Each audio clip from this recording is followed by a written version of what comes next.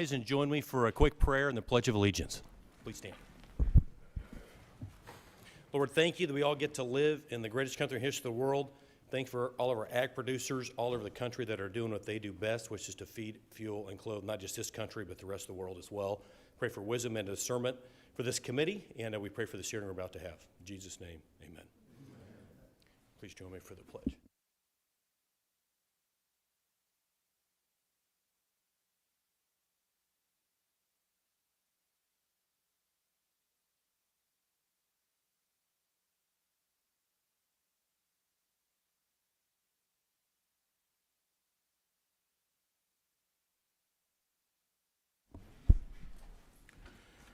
Welcome, and thank you for joining this morning's hearing entitled The State of the Livestock Industry, Producer Perspectives. After brief opening remarks, members will receive testimony from our witnesses today, and then the hearing will be open for questions. In consultation with the ranking member and pursuant to Rule 11E, I want to make members of the subcommittee aware that other members of the full committee will also be able to join us today. I recognize myself for an opening statement. It's an honor to chair this hearing of the House Agriculture Committee's Subcommittee on Livestock, Dairy, and Poultry in the 119th Congress. As the fifth-generation Kansan, having grown up on my family farm, I rode pens and doctored thousands of sick cattle at our preconditioning feed yard. I understand the grit, tenacity, and courage that it takes to make a living in agriculture and the burden of responsibility for feeding the world that comes along with it. As we get started this morning, I want to recognize Scott Foote with Foote Cattle Company, who was in the audience with us, along with his daughter, Molly Foote. His family feeds cattle throughout the state of Kansas. He's my guest at tonight's State of the Union, and I appreciate him joining us this morning.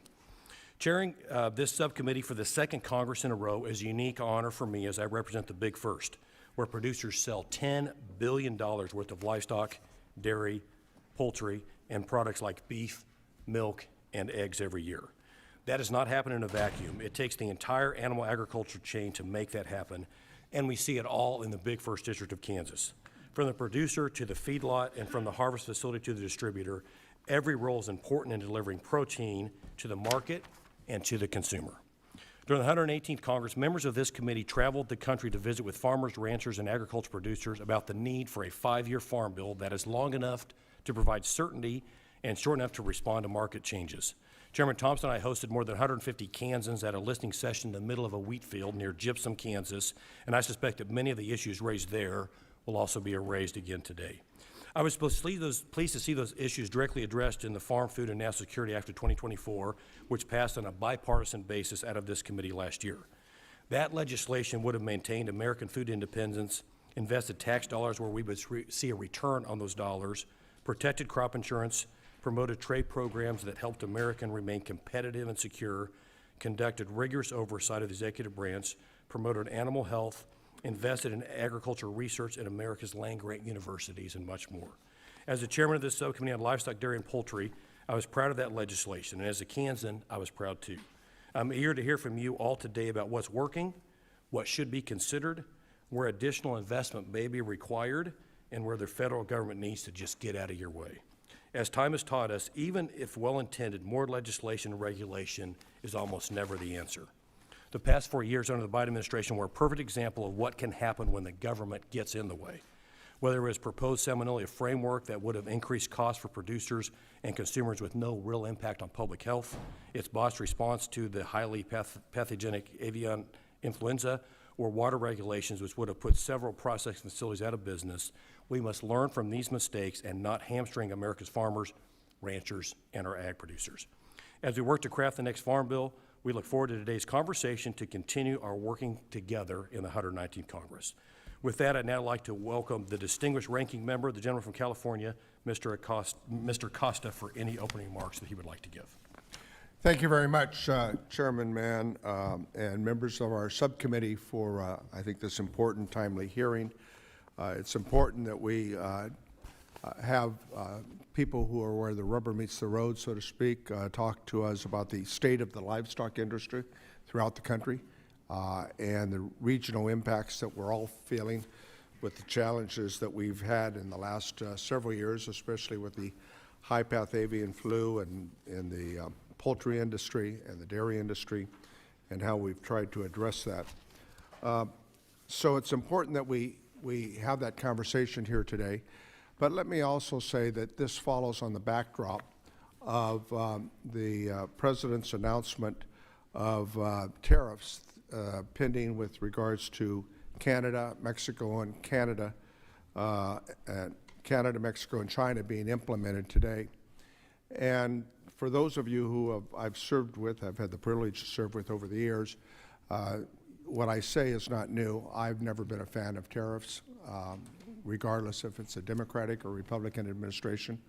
I just think that they're a tax on American consumers, they're a tax on producers, and everyone has leverage in that game. And by the way, I remember being a part of the effort to rebrand NAFTA, NAFTA 2, or the United States-Mexico-Canada Accord, which was at the time when I voted for it and supported and on a bipartisan fashion, heard that it was the greatest, best trade deal ever known to mankind. And my gosh, if that were the case, tariffs on two of our biggest trading partners, Canada and Mexico. By the way, it's subject for review next year. They not only are our top trading partners, but I'm looking forward to hearing witnesses comment about their view. Because our fragile food supply chain, as I have always said, as a third-generation farmer in California, started off in the dairy business, my family did, know how to milk cows and a few other things, are, I think, witnessed by the impact that we've seen that food, as I always say in every committee hearing, is a national security issue. It is. Majority of Americans, I don't necessarily think about it because they go to the grocery store and all the food in the world's there and their favorite fast food or restaurants. But it is a national security issue, an international security issue, as we've seen Russia weaponize grain in this Ukraine war after their attack. So today we're going to hear from producers on how fragile our food supply is. We cannot take it for granted. We had experiences, all of us did, during the COVID-19 pandemic that demonstrated how fragile our food supply system is and how emergencies like the pathogenic avian flu can impact industries across the nation, especially our poultry and dairy industries. As I reflect today, I'd be remiss not to mention the continued challenges from producers in my district as they have concern about terminations of critical civil service staff within the United States Department of Agriculture's Ag Research Service, Natural Resources Conservation Services, the Animal Plant and Health Inspection Services, APHID, and much more. This includes firings of people who were working on avian flu response, trying to help producers recover while dealing with preventing the next pandemic. This administration now is trying to figure out how to hire those workers back. I think that's evidence that even they know that it was misguided and poorly timed. This continues to be a grave concern of my district and constituents. Let me give you some other examples quickly, and I'll allow our witnesses to tell us what they want us to know. We've had delays in payments from the Emergency Livestock Program, helping producers impacted by the high-path avian flu. In California, only 1% of our dairies have received their payments in California. That's not right. Delays in payments for conservation services, leaving farmers in question as whether or not they want to move forward with key projects to help sustain themselves and equip programs and the like. Delays in key research that requires 24/7, such as those at USDA Ag Research Services. These are things that I'm hearing from my constituents here, and you couple that with the issue of the potential impact of tariffs and mass deportation, and I can tell you in farm country in California, folks are concerned. The testimonies today that we're looking forward to hearing will talk about investing in the next generation's workforce. It's critical that we retain the talented people in the United States Department of Agriculture to ensure resilience and security of our food supply chain. I'd like to submit for the record concerns I've heard from my district, Mr. Chairman, about the delays in this funding, if that will be accepted. Without objection. Without objection, thank you. California continues to be, as you know, the largest ag-producing state in the nation, $58 billion last year at the farm gate with over 300 commodities. I have the honor and privilege, along with my other colleagues in the Valley, to represent parts of Fresno and Tulare County, two of the top ag-producing counties in the state and in the nation. We're proud of that fact, like you're proud, Mr. Chairman, of your production in your home district as well. And so trade will continue to play a role in this Congress, and I look forward to working with my colleagues in a bipartisan, comprehensive effort on trade agreements and getting a bipartisan farm bill, as you stated on the outset, and we need to get that work done here this year. And I'll look forward to hearing the testimony. Thank you very much. Thank you, Ranking Member. Next, I will recognize Chairman Thompson, my good friend from Pennsylvania, for any opening comments that he would like to make. Well, Chairman, thank you very much. Good morning, everybody, and thank you to Chairman Mann and Ranking Member Costa for convening the first hearing of the Subcommittee on Livestock, Dairy, and Poultry in the 119th Congress. And more importantly, thank you to our witnesses who have taken time out of your busy schedules to appear before us today. I look forward to hearing from each of you. The timing of this hearing is critical. Our producers are dealing with a historic high pathogenic avian influenza outbreak, harmful state mandates like Proposition 12, and difficult market conditions, along with a slew of other issues. Now, this hearing today is a great opportunity for us to learn from the experts in front of us about the best way to combat these problems. Over the last 3 years, I've had the privilege to travel with many of my colleagues, actually, to more than 40 states and 1 territory to learn about farmers and ranchers' top concerns. Given the size and diversity of the livestock industry, we need a full picture of on-the-ground conditions and an honest assessment of what is and isn't working to ensure we appropriately arm producers with the tools they need for success in the coming years.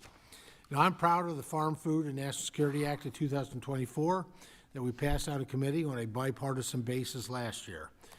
We increased funding for the three-legged stool, including language on negotiating animal disease regionalization agreements, improved investment opportunities for livestock auction owners, doubled funding for MAP and FMD programs, and provided a fix for Proposition 12, just to name a few. Unfortunately, for numerous reasons outside of my control, we weren't able to get this bill across the finish line, and America's producers are the one that's paying the prices. We cannot let this year be a repeat of last. I look forward to hearing from you all today about the issues you're facing and the provisions you'd like to see included in a new farm bill. I appreciate the partnership of Chairman Mann and Ranking Member Acosta, and of course Ranking Member Craig, as we continue to explore potential solutions to the issues that will surely be highlighted in today's discussion. And once again, thank you all for being here to testify. And Mr. Chairman, I yield back. Thank you, Chairman Thompson. Next, I'll recognize Ranking Member Craig for any opening comments she would like to make. Good morning, and thank you so much, Mr. Chairman. Thank you to Ranking Member Costa for convening this hearing, and most importantly, as Chairman Thompson said, thank you so much to the witnesses. As spring approaches, I know this is a very busy season for all of you, and I appreciate you coming to Washington, particularly during such a critical time, to give us an update. I am concerned about the state of the industry. We have animal disease outbreaks, high input costs, a holdup of USDA cost share payments, and a destabilized trade environment. None of these things provide certainty for producers or make life more affordable for American families. Some of this uncertainty could be reduced by a bipartisan farm bill, one that strengthens our animal disease preparedness by investing in the research and infrastructure needed to effectively combat animal disease outbreaks. We talked about the many reasons we need a bipartisan farm bill last month in our full committee hearing, so I won't belabor the point, but I hope we can navigate through a partisan reconciliation bill to achieve a bipartisan farm bill this year. Producers need it. The livestock and poultry industry faces some very serious issues with avian influenza. While I appreciate USDA has given some thought to a new plan to fight the spread in poultry, questions remain. How will it impact trade? Does USDA have the staff to implement this strategy? I'm looking forward to hearing from our panelists today about how USDA's approach to high path will impact their operations, as well as their suggestions for how Congress can work with the Trump administration to better combat this disease. Finally, farmers are worried that trade fights and continued consolidation will hurt their bottom line. The last time this administration started a similar trade war, it cost U.S. farmers nearly $30 billion, around $1 billion of which was in part due to China launching retaliatory tariffs on U.S. pork, and we know that those producers were not made whole. At a time where family farms across this country are disappearing, policymakers should be focused on facilitating access to reliable markets and making the food you produce more affordable for hardworking American families. The tariffs on our largest trading partners that went into effect today are going to be devastating to this industry and to family paychecks across our nation. Thank you again for being here, and to the Livestock Subcommittee for hosting this hearing. And with that, Mr. Chairman, I yield back. The chair would request that other members submit their opening statements for the record so the witnesses may begin their testimony to ensure that there's ample time for questions. To introduce our first witness today, I'm pleased to yield to the full committee's ranking member, Ms. Craig. Well, thank you so much, Mr. Chairman. It is indeed my honor to introduce my friend and my constituent, Mr. John Zimmerman, who comes from the top turkey producing state in the country. Let me just repeat that for my friends from Wisconsin. The top turkey producing state in the country, my state of Minnesota. He just finished a term as the chairman of the National Turkey Federation, and prior to that, he was the president of Minnesota Turkey Growers. Finally, he's a member of my Farmer Advisory Council back home in Minnesota. As a second-generation Minnesota turkey farmer, raising about 100,000 turkeys every year, John is a veteran of the industry. I look forward to hearing your testimony and continuing to work together. And with that, Mr. Chairman, I yield back and welcome Mr. Zimmerman. Thank you. To introduce our second witness today, I'm pleased to yield to our colleague, the gentleman from Minnesota, Mr. Finsett. Thank you, Mr. Chairman. Minnesota's 1st Congressional District is a pork powerhouse district. We have some counties that has more pigs than people. And with that, it's an honor to introduce my friend, Lori Stevermer, who is the president of the National Pork Producers Council. Lori and her husband, Dale, raise pigs and crops near Easton, Minnesota, and have 3 adult children, Brett and his wife, Tressa, Adam, and Beth. Moreover, Lori is the Customer Success Manager for Alltech's U.S. pork business, having spent her time in sales and marketing in the animal nutrition business for over 30 years. Her previous experience includes 9 years on the executive board of the Minnesota Pork Producers Association, including 2 years as president and a member of various state and national committees. Lori represents the best of southern Minnesota and is a tremendous advocate for the swine industry at the local, state, and national levels. And we thank her for being here today. Thank you, Mr. Chair. I yield back. I'll now yield to our subcommittee's ranking member, Mr. Costa, to introduce 2 of our witnesses. Thank you again, Mr. Chairman, and it is my honor and privilege to introduce Mike West, who up until the reapportionment in 2020 was a constituent of mine, but still a neighbor and a friend from Hillmar, California. He's chairman of the United Egg Producers and president of J.S. West and Companies, Inc. Their headquarters is in Modesto, but they have been a large part of California's agricultural incredible diversity and productivity.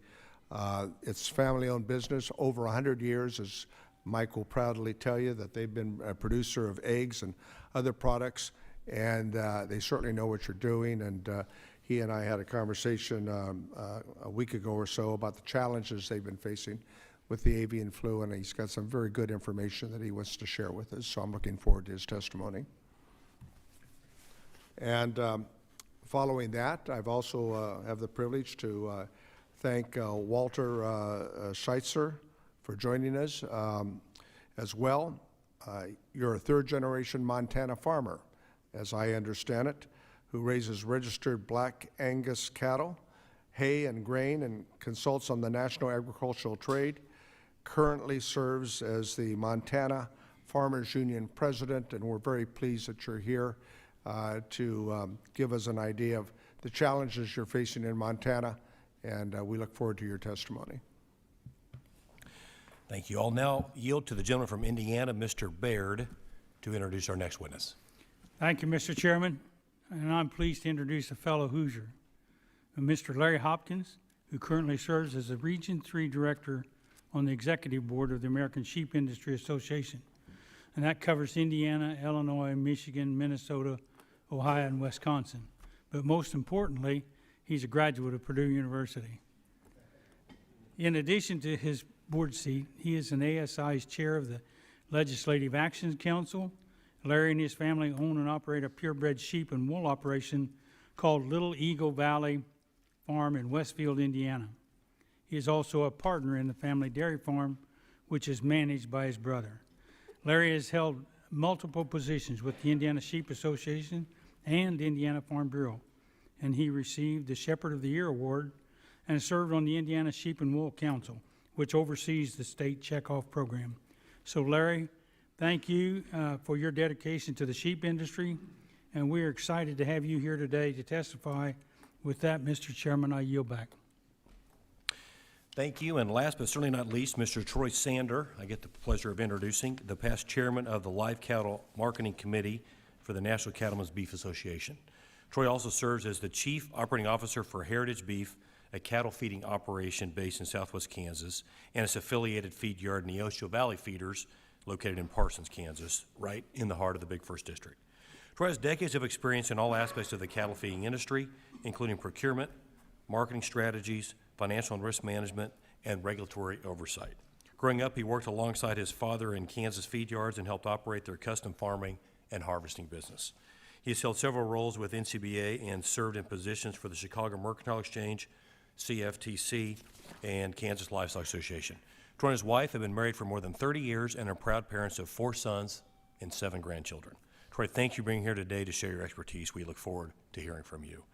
Thank you to all of the witnesses for joining us today. We'll now proceed with your testimony. You'll each have 5 minutes. The timer in front of you will count down to 0, at which point your time has expired, and I'll make a subtle little tap with the gavel. So first up, Mr. Zimmerman, please begin when you are ready. Good morning, Chairman Mann, Ranking Member Costa, and members of the subcommittee. Thank you for the opportunity to share the turkey industry's perspective today. This morning, I'd like to highlight the animal disease portion of the written testimony I've submitted for the record. For more than a year, the turkey industry has been dealing with the negative impacts of highly pathogenic avian influenza, as well as another highly consequential respiratory virus, avian metapneumovirus, which has impacted between 60 and 80% of turkey flocks nationwide.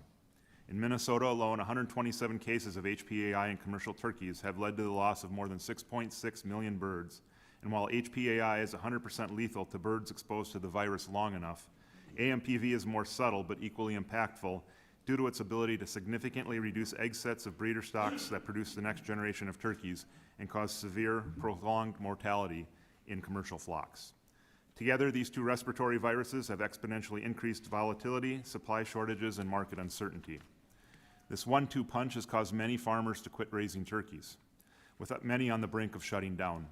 Banks are very concerned about farms' financial health, and some farmers struggle to obtain credit after losing 30 to 50% of their flocks to AMPV. HPAI is a terrible disease, but with AMPV there's no indemnity or assistance. So I would urge the committee to make AMPV an eligible disease under USDA's Livestock Indemnity Program. This would assist growers in mitigating economic loss and will go a long way to assist poultry producers who are being hit hard stay on their farms producing the most abundant food supply in the world. On a more positive note, the first imported AMPV modified live vaccine doses reached Minnesota farms earlier this month, with more on the way to assist farmers nationwide. I want to personally thank members of the subcommittee for leading the charge in supporting the importation of this much-needed modified live vaccine for AMPV. I'd also like to thank USDA for their efforts in getting this across the finish line. However, I think it's important to acknowledge the industry's incredible frustrations with USDA's review process of an imported modified live vaccine. I appreciate the importance of ensuring the safety of a vaccine and that the AMP vaccine was the first of its kind to ever be approved. However, when an entire industry is at significant risk, it should take a matter of months, not more than a year, for a widely used and well-established global vaccine to be imported and available for use. I would encourage the committee to use your experience in evaluating USDA's review process to ensure a faster, more efficient response to future animal disease outbreaks. Unfortunately, AMPV is only half the battle. Time is of the essence on HPAI. A national strategy targeting all potential hosts of H5 influenza is lacking, allowing the virus to spread. The global poultry industry is in crisis, so pursuing a successful vaccination program that doesn't negatively impact trade as part of a stamp-out strategy is the key to significantly reducing disease rates. NTF is appreciative and encouraged by the robust strategy announced last week by USDA to address HPAI for egg layers. These investments in biosecurity, farmer relief, vaccine research, and the considerations for trade outlined in the plan are important steps towards stabilizing the market. However, these methods must extend beyond egg-laying operations to encompass the broader poultry sector, including the turkey industry. HPAI has devastated turkey producers, leading to significant flock losses, supply disruptions, and increased costs that directly impact consumers. A comprehensive response must recognize the unique needs of all poultry sectors, ensuring that all efforts include turkey growers. NTF supports research on finding an effective vaccine for HPAI, improving vaccine and diagnostic technology, while creating a vaccination plan for commercial poultry. As vaccine technology advances, there's growing interest in using HPAI vaccine to prevent disease spread and reduce losses as part of a stamping out strategy. As a parallel approach, NTF strongly encourages USDA to renegotiate with key trading partners to minimize the implications of vaccine deployment. If the U.S. fails to lead globally on implementing animal health solutions capable of preventing disease and death in commercial poultry, we'll be at a significant business disadvantage. Empowering USDA to increase proactive engagement with trading partners and solidify a new framework to reduce disease outbreaks' impact on the global food supply is essential. So in closing, as Congress writes a new farm bill, NTF urges the renewal and robust funding of animal disease programs such as the three-legged stool and the establishment of an HPAI strategic initiative to ensure the turkey industry has the tools necessary to combat future animal disease problems. Thank you again for the opportunity to testify today, and I look forward to answering any questions you may have. Thank you very much for that testimony. Next, Mrs. Stevermer, please begin when you're ready. Well, good morning, Chairman Mann, Ranking Member Costa, and members of the subcommittee. I'm Lori Stevermer, a third-generation pork producer from Easton, Minnesota, and president of the National Pork Producers Council. In thinking about the state of the livestock industry, let me start by saying that for several years, America's 60,000-plus pork producers have faced difficult times. While farmers are ever optimistic about the future, we are emerging from the worst period of losses in our industry's history, averaging $30 per head from late 2022 through early 2024. Since then, some production costs have declined and hog prices have improved, but many farmers have not recovered financially. To provide certainty we need to continue farming, American agriculture needs a 5-year farm bill in which pork producers have 3 priorities. First, we must fix the problems caused by California's Proposition 12, which has increased farmers' operating costs, caused business uncertainty, and raised pork prices at the grocery store. As you know, this law reaches far beyond California to include farmers in other states and even other countries. The outcomes of Prop 12 defy common sense and create a patchwork of differing state regulations if Congress doesn't act. Prop 12, opposed by both President Trump and President Biden, is harming small and medium family farmers the most. We have followed the processes in place to address this issue, and we are before you because the Supreme Court has said it is a matter for Congress to take up. Second, we need to ensure that we protect livestock from foreign animal diseases such as African swine fever by funding USDA programs for detection, prevention, and rapid response to outbreaks, which we have come to call the three-legged stool of animal health. This must include a strong laboratory network for surveillance and a stockpile of vaccines to quickly respond to diseases. Third, we must promote our exports by funding the Foreign Market Development Program and the Market Access Program. This is critical to our ability to produce wholesome, nutritious pork and serve our communities and employees. Moreover, we need to think hard about how policies and regulations on market reporting, labor, and competition impact family farms across America, not just now, but for future generations. I hope this committee will consider a 5-year reauthorization of the livestock mandatory reporting program. It ensures that reliable and accurate information influencing critical business decisions is available to farmers like myself and others at this table. Employment remains a top issue I hear from our producers. Farms across the country desperately need employees. The H-2A visa program must be expanded to include year-round foreign-born workers. Given our ongoing challenges, farmers need assurances we won't be subjected to regulations that restrict our ability to buy and sell our animals. For that reason, we urge Congress and the administration to defund and withdraw the Packers and Stockyards rules. Finally, let me say a few words about international trade. Without trade to our customers beyond our borders, we see and feel deep, substantial losses. International trade provides us with $66 per pig marketed. Without those markets for the wide range of products we produce, many of us simply would not be able to continue to farm. U.S. pork producers face tariff and non-tariff barriers to our products in many countries, including China and the EU. Opening new and expanding existing markets is paramount and allows many farms to stay afloat. The best way to do this is through comprehensive trade agreements, eliminating those tariff and non-tariff barriers. Just how important are those agreements?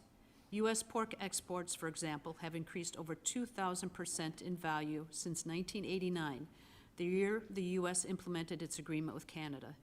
In fact, last year the U.S. exported over 3 million metric tons, valued at nearly $8.63 billion, which set a new record.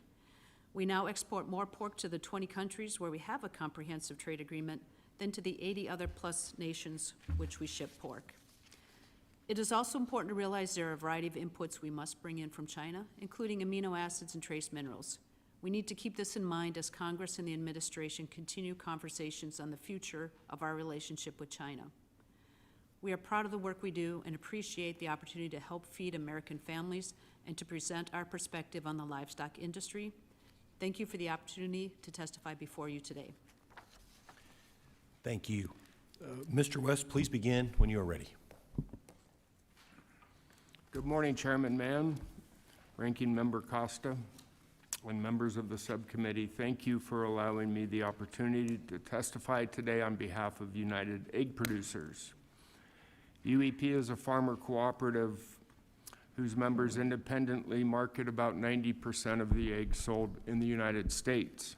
I am proud to serve on its board of directors, and I'm even prouder to serve as its chairman up until October of this year.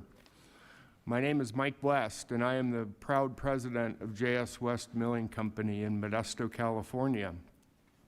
J.S. West is a family-owned business. We produce eggs and we sell propane, and we've been in business for 116 years. My great-grandfather founded this company in 1909.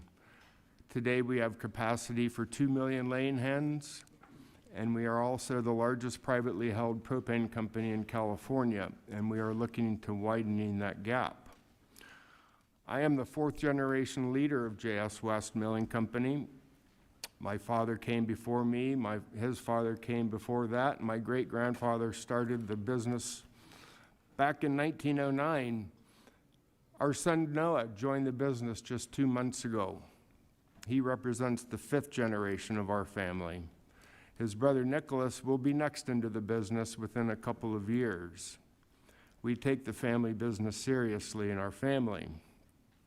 However, Noah, on his first day of work 2 months ago, his brand new office is on a chicken ranch. He pulled up to that ranch on his first day and was met with an eerie silence.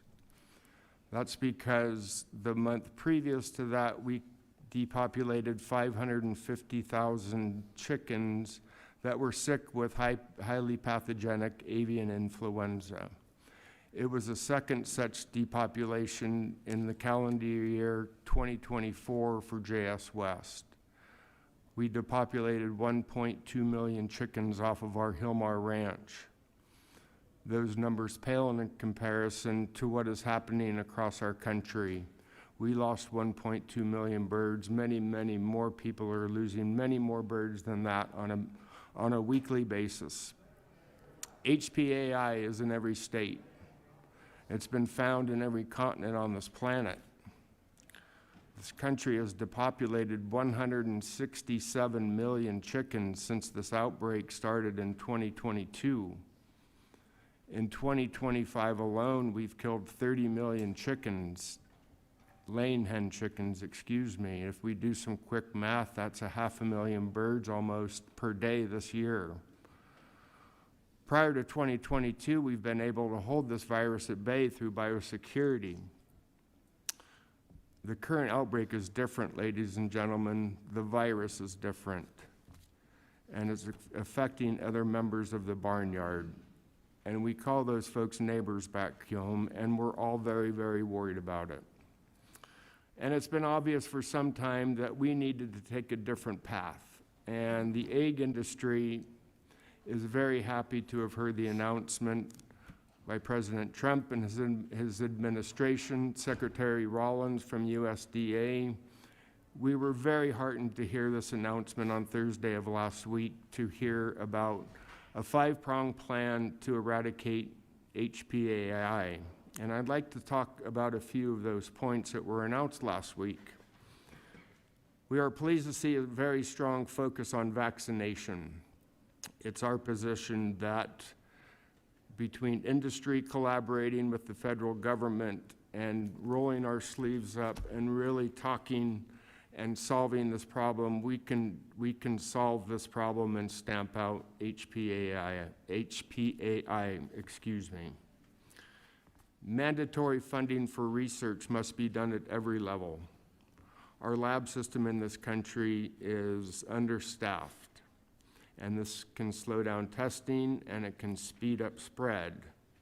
We would like to see fully staffed APHIS members and ARS teams to assist producers on the ground during outbreaks. Our industry has created a working group. We've put together veterinarians, disease prevention experts, and retired government officials to come up with an industry plan, and we would love to share that plan, not just with this committee, but with every member and with USDA. And I know Proposition 2 and Proposition 12 have come up in this room this morning. I am a California egg producer, and I'm a very proud California egg producer, and we operate under different production standards in our state, and there's a handful of other states that do as well. Mr. Rich, your time is expiring. If you maybe make a few final comments, and then we can ask you some further questions. Okay, I would like to thank this committee for your time today. It has been the experience of a lifetime, and I will never forget it. Thank you very much for being here. Mr. Hopkins, please begin when you're ready. Chairman Mann, Ranking Member Costa, and members of the subcommittee, thank you for the opportunity to speak with you today. I serve on the executive board of the American Sheep Industry Association, and am here to represent the country's 100,000 lamb and wool producing farms and ranches. We view the bipartisan version of the Farm Bill passed by this committee last May very favorably. In fact, from our membership's perspective, it may be the best farm bill we've ever seen. ASI appreciates the last 2 extensions of the 2018 Farm Bill. However, in spite of the committee's best efforts, we are greatly concerned that the orphan programs were not included in the most recent extension. We ask that you include them in the next moving vehicle. The importance of those programs cannot be overstated. Ultimately, the reauthorization of the Farm Bill and the infrastructure it provides is paramount for the survival of our industry and our continued ability to provide the wool that clothes American servicemen and women and the American lamb that feeds your constituents. A large share of the U.S. wool clip did not receive a bid for purchase in 2024, and we are now in the shearing season for this year's clip. The trade war with China in 2018 blew up our single largest market for American wool. That loss was shortly followed by the pandemic that shuttered wool textile mills across the world and wiped out demand for most wool garments. That demand has yet to return to full strength, and buyers continue taking advantage of the prices of our stockpile. Current marketing loan rates have not been updated in nearly 25 years. Therefore, your efforts to update the loan rate in last year's bill were greatly appreciated, and we strongly support that change being included in the current effort. For some producers, the program is their only wool marketing tool. Further, please consider us in any future support resulting from unfair trade practices of our competitors. We encourage continued support of USDA's FAS programs, which support the opening of new markets of our products. Reliance on China alone is risky, as they have more wool textile processing equipment than the balance of the world combined. This month's USDA inventory report revealed an increase in the nation's sheep herd, due largely to the rapid expansion of solar and fire prevention grazing. Yet producers are dealing with record high input prices and depressed markets. The lamb market at the wholesale level has been stagnant for the past year, and any uptick is quickly dampened by imported lamb from Australia and New Zealand, portions of which were up over 33% last year. These conditions highlight the volatility we struggle with, particularly given neither a futures market nor a hedge against market downturns exists for us. Last spring, USDA RMA issued a report evaluating risk management tools available to the industry, or lack thereof. The report acknowledged our need for a quality risk management tool, but ultimately did not provide recommendations. We therefore asked the committee to direct the Secretary to provide recommendation for a viable, specific sheep management tool. 1/3 of America's sheep herd is under the watch of an H-2A sheep herder. Overtime payments required by certain states and the mandated salary increase forced on sheep producers by the Department of Labor's use of the adverse effect wage rate methodology are literally driving ranchers out of business. Salary alone in California, the second largest sheep producing state, is nearly $58,000 annually per herder. This, combined with the mandate that we provide the herders with food, board, clothing, while also covering application and visa fees, has driven our costs to an untenable level. California has lost nearly 15% of sheep production over the last 2 years alone. Research by Wyoming wool growers shows that Wyoming, the third largest sheep producing state, is dealing with similar result. ASI appreciates the prompt reaction of the administration, with great support from members of Congress, to bring USDA Aphids Wildlife Services personnel back online last month. Millions of head of livestock are protected from coyotes and other predators via an agency that is uniquely important to us. ASI strongly supports USDA's minor drug use development programs. The cost of bringing a new animal drug to market is rising, and many pharmaceutical companies are not investing in such development. The lack of access to these products, which are used by our competitors, creates a disadvantage. While imported lamb may be treated with a foreign drug, that same product is often not approved for use here by the FDA. In summary, ASI thanks you for including our priorities last year and believes that the reauthorization of a similar farm bill is crucial to all of our members. Thank you all very much. Thank you. Mr. Schweitzer, please begin when you're ready. Thank you, Chairman Mann, Ranking Member Costa, for the invitation to testify today. My name is Walter Schweitzer, and I'm president of Montana Farmers Union. I'm a third-generation Montana farmer. All of my grandparents homesteaded in Montana. I raise registered black Angus cattle, hay, and grain. I am also an international ag consultant and have been involved in international trade. My testimony today will be mostly about two themes: competitive markets and reducing uncertainty. I believe we must build a more resilient food system, one that is more diverse than the one we have today, with additional local and regional production markets and infrastructure. During the pandemic, we saw how fragile our highly consolidated food system is. But it doesn't have to be that way. When I first started farming, we had several packing plants, flour mills, bakeries, and home-delivered milk in most of our major communities. Now almost all of these are gone. We had family-owned grocery stores in every small community that had Montana food on its shelves. Now, most of our food produced in Montana is shipped 1,000 miles away to be processed, packaged, and then shipped back to corporate-owned grocery stores. This is not a resilient food system, and our food security is at risk. We can start addressing these problems by focusing on one of the Montana's biggest businesses, the cattle industry. Prices are relatively high today, but market volatility and uncertainty will remain high without more oversight of competition laws. For beef, just 4 firms control more than 80% of the packing. Cattle ranchers are hesitant to reinvest in rebuilding their herds when they are at the mercy of 4 large multinational corporations. We must push back against these monopolies with strong enforcement of competition laws. For over a century, the Packers Stockyard Act has protected the ability of independent family farmers and ranchers to compete in a fair and open marketplace without fear of retaliation or discrimination. But those protections had eroded until the last few years. Recent updates to the Packard Stockyard Act strengthen protections for family livestock producers. Lawmakers should maintain those common sense farmer-focused actions.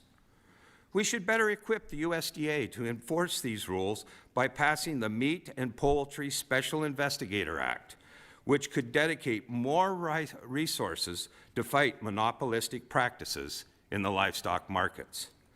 The cattle sector would be more competitive with the passage of the Cattle Price Discovery and Transparency Act to ensure a robust cash market for cattle. Passing and enforcing a strong agricultural right to repair law would save American farmers $4 billion per year in repair costs and $3 billion in crop loss due to downtime each year. Another way to address the lack of competition is by starting our own marketing channels. Montana Farmers Union worked with several direct-to-market producers to form meat processing cooperatives, the Montana Premium Processing Cooperative and the Glacier Processing Cooperative, that leveraged USDA grants and low-interest loans to build new plants. Ranchers in our co-ops now have additional markets, and consumers have more choices to purchase local food. We also need to make sure that consumers know what they're buying. Truthful and accurate labels are important to American producers and helpful for consumers. That's why Farmers Union supports the bipartisan American Beef Labeling Act, which requires mandatory country of origin labeling for beef. I urge you to reinstate COOL to make markets fair and more competitive for the American cattle producer. There are many livestock producers who are facing uncertainty due to early actions by the administration to pause federal grants and layoffs of tens of thousands of employees. Some Montana farmers and ranchers voluntarily enrolled in the USDA conservation and programs to improve their farm operation. Many farmers have been told that they're not being reimbursed. Even if the funds eventually come, the uncertainty is bad for long-term planning. I hope this subcommittee will keep a close eye on these cuts and how they affect farmers and ranchers. Finally, one of the best ways to reduce uncertainty in this livestock sector is to advance a strong farm bill that includes improved livestock disaster and insurance offerings. The farm bill is long overdue, and I urge you to push back against proposed agricultural, conservation, and nutrition cuts. I believe that investing in food security is national security and should be as much of a priority as investing in our military. Thank you for the opportunity to testify, and I look forward to answering your questions. Great. Thank you. Next, we'll hear from Mr. Sander. Please proceed when you're ready. Chairman Mann, Ranking Member Costa, and members of the subcommittee, thank you for the invitation to share a cattle producer's perspective on the state of the livestock industry. My name is Troy Sander. I am the Chief Operating Officer for Heritage Beef, a Kansas-based cattle feeding business, and the current president of the Kansas Livestock Association. I am also a proud member of the National Cattlemen's Beef Association, or NCBA, where I just concluded my time as chairman of the Live Cattle Marketing Committee. NCBA has been the trusted leader and definitive voice of the U.S. cattle industry since 1898. NCBA today represents over 25,000 direct members and approximately 178,000 through its 44 state affiliate organizations. As the chair of one of NCBA's 7 policy committees, I have seen firsthand our century-old grassroots policymaking process at work. Every member has a voice in that process, and it is on behalf of these cattle-producing families that I testify before you today. In general, and certainly more so than at any time in the recent past, I am pleased to report that the state of the cattle industry is healthy and strong. We are seeing cyclically high prices for fed cattle feeders, calves, and cows, and even setting new price records in some cases. While much of this can be attributed to tight cattle supplies, beef demand has also held strong in the face of inflation and tighter household incomes. Consumers know that beef is a nutrient-dense and efficient source of protein, and that it is largely why they keep coming back for more. Not to mention it tastes pretty good, which we got to experience last night. While we maintain a positive outlook in our industry, we're also not immune to the challenges that face all of production agriculture. Input costs such as feed, fuel, labor, and even regulatory compliance represent the greatest threat to producer profitability. To put it into perspective, as prices have nearly doubled over the last 4 years, my margin is roughly the same. As Congress explores ways to support cattle producers, I would draw your attention to the following points. As I stated earlier, much of the support for these high prices is because of strong beef demand. One of the greatest tools ever designed to grow and maintain beef demand is the beef checkoff system.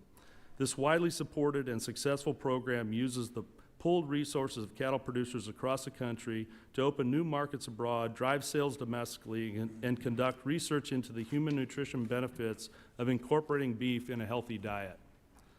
Cornell University estimates that those who pay into the beef checkoff see a roughly $13.41 return on every dollar invested. Despite this, the checkoff has come under fire from a small minority of dissatisfied producers whose voices have been amplified by the radical animal rights industrial complex. The simple fact is this: the beef checkoff works. It does so with rigorous oversight under producer direction and at zero cost to the taxpayer. NCBA urges lawmakers to reject any legislative or regulatory attempts to dismantle commodity checkoff programs. Finding and keeping a workforce is another major challenge in the cattle industry. Domestic farm labor is extremely hard to come by, and as a result, we struggle to maintain operational certainty. Although programs like H-2A exist to help with the farm workforce, it favors crop production because it is entirely a seasonal program. The cattle industry needs refinements to H-2A to make it a year-round, more successful, efficient, and streamlined program. NCBA was pleased that the Biden administration withdrew its disastrous rule deceptively titled Fair and Competitive Livestock and Poultry Markets. Government handouts and central planning is not the solution to market challenges. However well-meaning this rule may have been, the fact is it would have wreaked havoc on the small producers it was intended to help. And this rule is not the only example of that. Whether it's the Endangered Species Act, National Environmental Policy Act, climate sideboards on conservation programs, or waters of the United States, NCBA urges Congress to rein in regulatory overreach everywhere it exists. There are many other important issues I simply do not have time to address, and I would ask that you please examine my written testimony. In closing, Mr. Chairman, cattle producers are tough and resilient people who tackle new challenges with determination and grit. NCBA is ready to work with this subcommittee, the administration, and anyone to ensure a bright future for the next generation of America's cattle producers. Thank you, Chairman Mann, and I will now stand for questions. Thank you all for your important testimony here this morning. At this time, members will be recognized for questions in order of seniority, alternating between the majority and minority members, and in order of arrival for those who joined after the hearing convened. They'll be recognized for 5 minutes each in order to allow all of us to get as many questions in as possible. To begin, I'll recognize myself for 5 minutes. Thank you all for being here this morning. First question will be for you, Mr. Sander. Can you speak to the growth in demand that you're seeing for the cattle industry, and what's the outlook overall for prices as you think about where the beef industry is today and where it's headed? You know, a lot of the high prices and record high prices that we are currently experiencing today go back to just simple supply and demand. We're at a point in the cattle cycle, which occurs about every 5 to 7 years, where we see herd reductions because it wasn't so great of an environment a few years back. And so as supplies go down, prices go up. But I also contribute, as I said in my testimony, a lot of our continued robust demand has to go to both the beef checkoff system and also robust export markets as well. Right, thank you. Next question for you, Mr. Zimmerman. In your written testimony, you stated that the Biden administration's proposed salmonella framework lacks a scientific basis and introduces a policy that is logistically unfeasible, financially burdensome for the industry, and is likely to increase food costs, waste, and threaten food security. Please expand on the flaws of the proposal and provide an overview of all the important work that the industry is already carrying out to reduce the risks associated with salmonella. Obviously, foodborne illness is a concern for our industry, and we take many steps and strides to mitigate the risk in our processing plants. But the proposed framework proposed by the administration is highly flawed and potentially illegal. Salmonella is inherent in poultry, and to declare it an adulterant is just not legally sound. We take many steps to address the situation and decrease the loads from farmers like me who regularly monitor for salmonella to processing plants who, have many steps to try to limit its spread. But to go so far as to declare it an adulterant is nearly impossible. Bacteria are everywhere. We'll do what we can do to limit the risk, but to go as far as they have in this rule is just not legally or scientifically possible. Yep, I agree. Thank you. Next question for you, again, Mr. West and also Mr. Zimmerman. You both know all too well about the havoc that HIPATH has wreaked across the poultry industry. I was pleased to see President Trump and Secretary Rawlings' announcement last week directing additional money to improve biosecurity, fund indemnity, and conduct research on vaccines and therapeutics. How do you both feel that last week's announcement, how do you feel about the announcement and the impact that it'll have on our poultry producers? Maybe we'll start with you, Mr. Zimmerman, and then let you conclude, Mr. West. As I outlined, we're very thankful for the attention this issue has been raised, and we're thankful for the plan that has been brought forward. But we want to be very clear that this plan needs to address the virus and not just one species. Turkeys are not just big chickens, and we have our own set of concerns. So any plan moving forward, we would hope that turkey farmers would also be included, and it would encompass the entire spectrum of other species that are also affected. Dairy cattle, we're seeing in cats, rodents, and other issues. So the plan needs to be a little bit more holistic and address the virus as a whole, but we're thankful for the initial steps. Okay. Further comments for you, Mr. West? I know you talked about some in your testimony, but feel free to expand. I would echo Mr. Zimmerman's comments. It gives us a clearer path for our future. A vaccine is another tool in our tool chest that we can use. I would like to describe the conditions on our farm where we've been hit twice with AI. Within 10 kilometers of our ranch, we have 40 dairies. We have about 10 million broiler chickens. We have about 4 million laying hens. And about 10 miles to the south of us, we have the largest nature preserve west of the Mississippi, I believe. So in our particular instance, we believe a vaccine would be very helpful and would ensure the health of those birds in that neighborhood. Great. Well, thank you all again for being here this morning and for your testimony. Next, I will recognize Ranking Member Costa for 5 minutes. Thank you very much, Mr. Chairman. I don't know, Mr. West, if you want to enhance your comments. You talked about your plan, and for the record, I'd like to submit the plan that you are implementing if there's no objection. No objection. Thank you. Do you want to expand any more on that, Mr. West? Well, are you referring to the working group that we've established in our industry? Correct. Yes, we are working on the first draft of that as we speak, and as soon as that is ready, we will be ready to deliver that.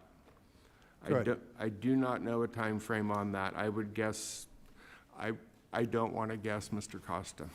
You made your comments, Mr. West, about our valley's incredible productivity in terms of not only the poultry development in your area, but also the dairy industry. And you have cooperated, because I know I've represented both industries and many others. How's the cooperation going these days with over 70% of the herds in California, dairy herds in California, being impacted by the high-path avian flu? How would you describe that relationship? I would describe it as friendly, and I would describe it as perhaps a little secretive. we know what's going on our farms, and we don't know what's going on theirs. And we would like to work together with that industry and others locally, regionally, nationally, to come up with a plan. In many neighborhoods where you see laying hens, you will see dairy cows, and you will see a lot of other forms of agriculture.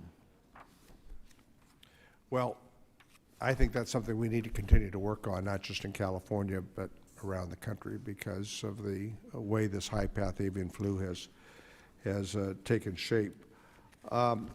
Do any of you witnesses here care to comment on the impacts of potential tariffs on our trading partners in Canada and Mexico, and your concerns?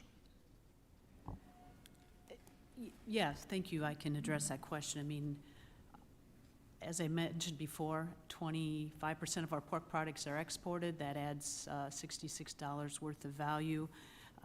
Our trading partners like Canada and Mexico are concerned. We export, Mexico is our #1 market for exports, so any type of disruptions are of concern, especially the retaliatory tariffs that might come back to us.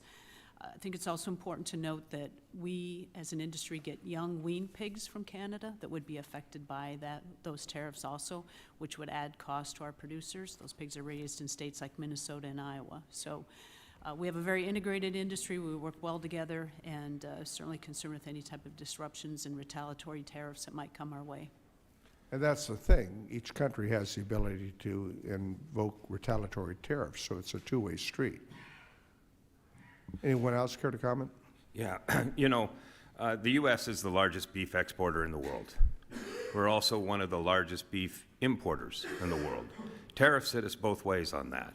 In Montana, we have a good working relationship with Canada. Most of our feeder calves go north to the border to be finished, fed out, and many of them come back to the United States to be processed. Most of our inputs for growing our feed come from Canada. So these tariffs would have a very adverse impact on the cattle ranchers of Montana. So you agree they're a tax on American consumers and American producers? Absolutely. Thank you. I've carried the funding legislation for Animal Health Laboratory, National Animal and Disease Preparedness, the Response Program, the National Animal Vaccine, and vet countermeasures, and I'm proud to continue to carry those appropriations. Mr. Zimmerman, would you agree that without these critical resources, our food supply would be even more at risk? I would wholeheartedly agree. The first step in combating a virus outbreak such as HPAI is surveillance. So we need to keep these folks on board and not have them terminated, correct? They were already short-staffed, so any further cuts to staff would be detrimental, yes. I agree. Biosecurity continues to be a main pillar, I think, in combating high-path avian flu, but we also have strong herd health here in the United States. Mr. Schweitzer, you mentioned in your testimony you could expand on why ear tags and other measuring of biosecurity are worthy investments. Quickly comment, I've run out of time. It's, you know, food security is a national security. We both agree. And herd health is national security. And it's definitely important, and our herd health is at risk without good traceability. It's a public good, and it should be, the cost of herd health should be borne by public, not the producers, not the feeders, not the packers. Thank you, Mr. Chairman. My time's expired.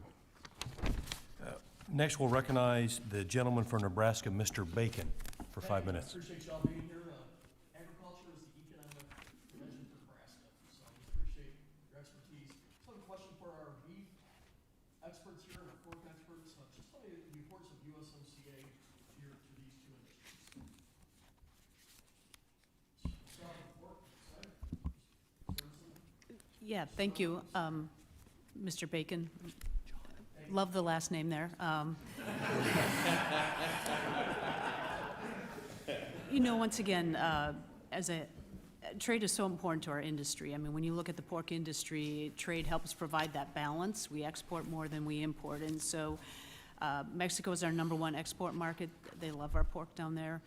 Canada's, I believe, number 5, so both of them are important to us. And the work of USMCA has been good for all three of us countries, I should say, and certainly want to continue those type of relationships in the future too. How about for our beef side? Yeah, we are extremely glad for the export trade that we have. We value it at about $425 a head for every animal that we produce, is the value of exports to us. So we are excited about new markets and expanding current markets, and we fully understand that this is a very important part of our production system. Question for you both, a follow-up. I understand some retribution towards Mexico. They were blocking our corn and doing some other things. But as Canada, to my knowledge, they've lived up to the USMCA, so I'm trying to just get my arms around I'm not sure responding to Canada with tariffs is appropriate, but has Canada been living up to the USMCA agreement? And if anybody knows differently, please let me know. Well, I believe they have been living up to the agreement, but I think the agreement needs a few improvements. First and foremost, country of origin labeling. Secondly, they can dump their grains, wheat especially, into the U.S. market, but we are not allowed to export our wheat into the Canadian markets. This is clearly an important addition that needs to be made to the USMCA. That's a great input. Anybody else? Okay, go ahead. Well, I would just say that the trade and exports are complex. And, as I mentioned, we get weaned pigs from Canada into the U.S. in Iowa and Minnesota, and those are good, healthy pigs that are harvested in our plants. And so we have an integrated industry, and that's why we need to continue to find ways to work together. I realize it may not be perfect for all species, but for the pork industry, it has worked well for us. One of the big concerns I have, we were a net trade exporter 4 years ago. Not a huge trade surplus, but there was one. Now we have the biggest trade deficit in agriculture in our history, and I think it's part of the factors why we're nearing a recession in the agriculture sector. That's very concerning for me. A follow-up question to Mr. Sander and Mrs. Stevermer. There were recent federal cuts to the Meat Animal Research Center, otherwise known as the MARC in Nebraska, and a lot of these researchers lost their jobs. Can you explain the importance of our nation's research efforts to agriculture? We'll start with you, ma'am. Well, I would say all of us in agriculture, especially those of us that graduated from land-grant universities, want to continue to see that research happen there. I mean, that information that research uncovers helps drive our industry, it helps drive the innovation, and it's important work. It fuels the next maybe vaccine, animal health program, and so need to continue to have that support in those areas, yes, so that our industry can continue to be vibrant, can continue to face the challenges that we have, and continue to be a leader in the world. Yes, sir. Yes, our ability to prevent and respond to a foreign disease outbreak is paramount, and it would be devastating for our industry, and so we support funding to continue that initiative. We were very glad to see the Trump administration rehire federal employees that are important to protecting the U.S. cattle herd, including research from APHIS and employees from the USFS. As someone who worked hard to get the FMD vaccine bank funded back in 2017, I appreciate the great work our researchers do. And I think with 4 seconds left, I'm going to yield it all back to you. Very generous, Mr. Bacon. Thank you. I now recognize the gentlewoman from Connecticut, Mrs. Hayes, for 5 minutes. Thank you. And thank you to our witnesses for being here today.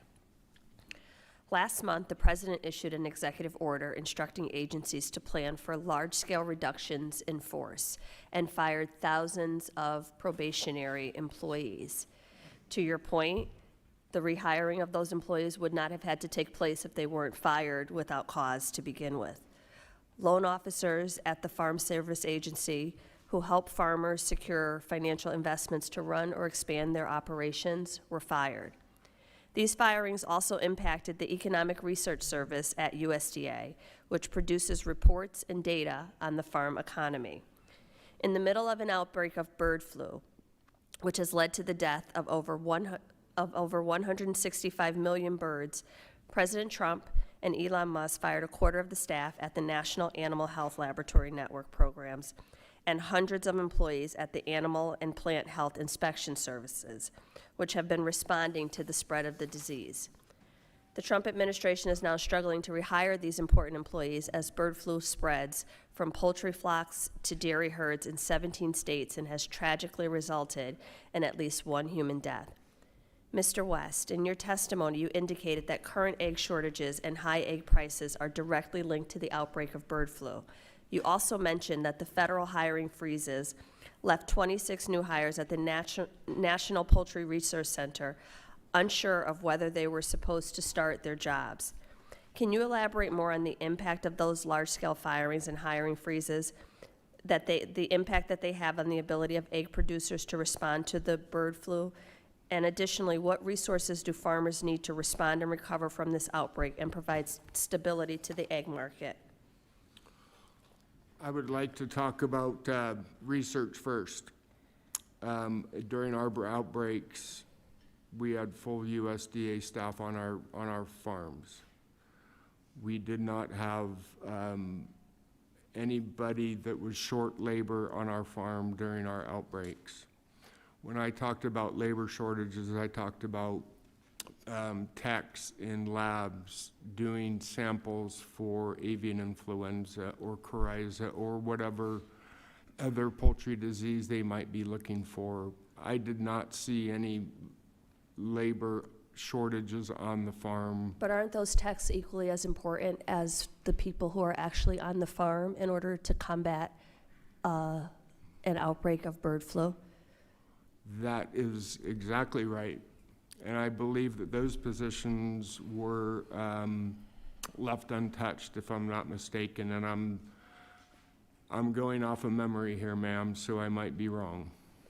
Okay, well, you can submit that later, but the point is making those types of cuts without surgical precision and an understanding of the impact that would leave us in a bad spot should an outbreak occur that we cannot plan for. So it's not just the workers on the farm, but the technicians in the lab and all of those highly specialized employees are very important to the lifespan of this process.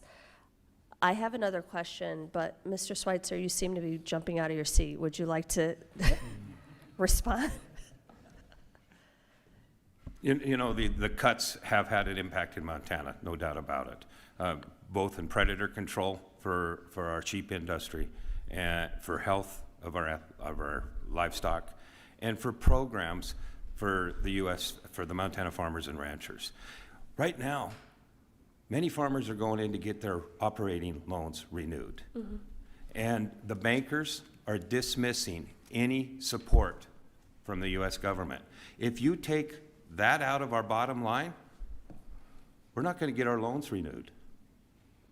Yes, thank you. I can tell you that it's also had an effect in Connecticut. I was approached at a parade by a father who wanted to tell me the story of his daughter, who was a shellfish expert, Marine veteran, highly recruited by the USDA, and happened to be a probationary employee in that role, although she had served 25 years in other agencies and departments in a highly specialized field as a shellfish expert.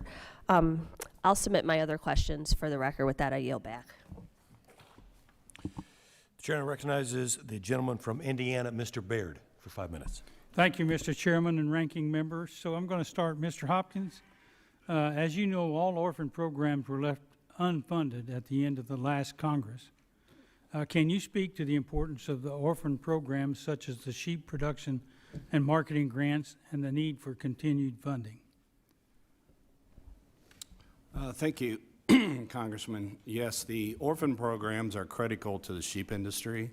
The programs, as I understand it, in the past have been too small for CBO to score those in the baseline, and As a result of that, they always have to be listed in the Farm Bill as separate programs, which creates a lot of problems, especially when there's a CR that has to be done.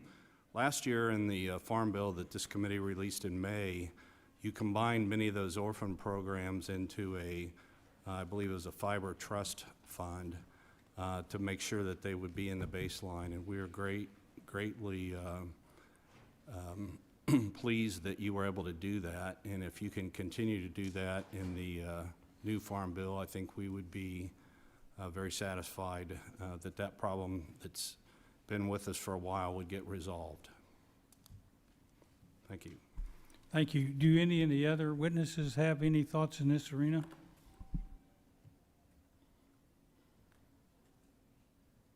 If not, I'll move on to Mrs. Stevermer. You talk about how the U.S. pork industry is dependent on vitamins manufactured in China due to the limited production that we have, and in some cases, there being no other country of origin options to meet the industry volume demands. While this is not within the jurisdiction of the Ag Committee, what recommendations do you have to Congress for addressing this issue? Yeah, thank you for that question. And as I did mention, there are certain vitamins, trace minerals, and amino acids, that we can only get from China. And so my ask would be that as we continue to have conversations about our relationship with China going forward, to keep that in mind, because if we are unable to source them, or if the cost of those go up significantly, it will impact our producers' bottom lines. Thank you. Do any other witnesses have any remarks in this regard?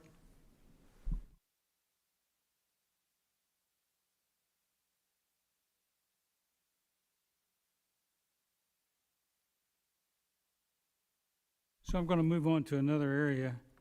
So Mr. Sander, do you and your organization have any position regarding USDA's investments into small and regional meat and poultry processing capacity?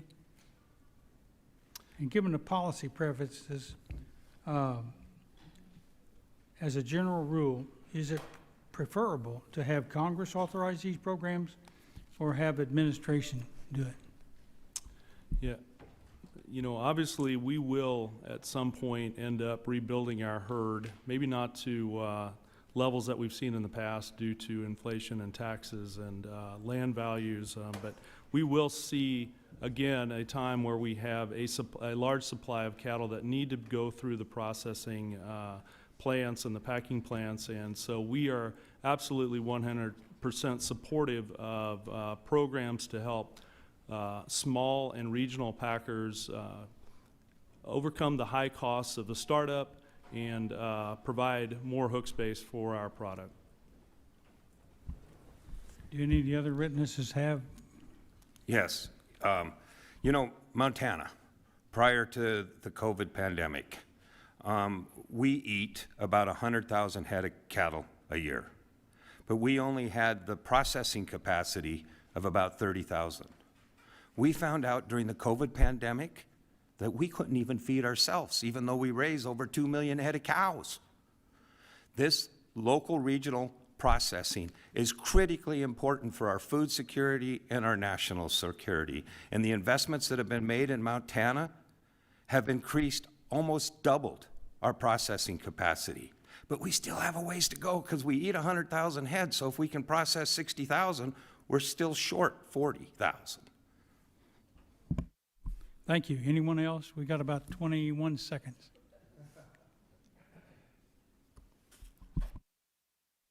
If not, I yield back. Thank you. The gentleman yields, and I recognize the gentleman from Iowa, Mr. Feenstra, for 5 minutes. Thank you, Mr. Chair. Thank you for having this committee meeting. I want to thank our witnesses. I read your testimonies, and they're very impressive. You know, we got some exciting times in the U.S. and what's happening in the commodity markets and things like that, but we also have some concerns.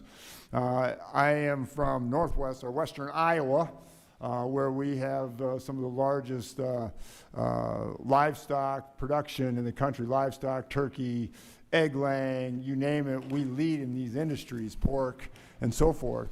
But the great problem that we're having and the worry that we're having is foreign animal disease and obviously high path avian influenza. Obviously, it's killed over 140 million birds already. It's catastrophic, and we're seeing it getting into cattle. We're seeing it get into mice and rats and cats and dogs. I significantly worry about hogs, which I want to talk about a little bit.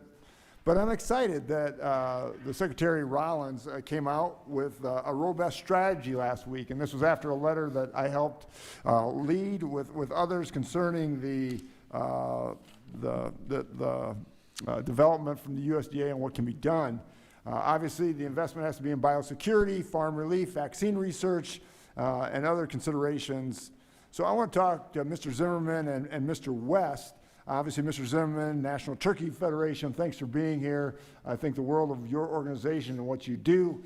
I have one of your producers here. It's going to go with me tonight to hear the State of the Union.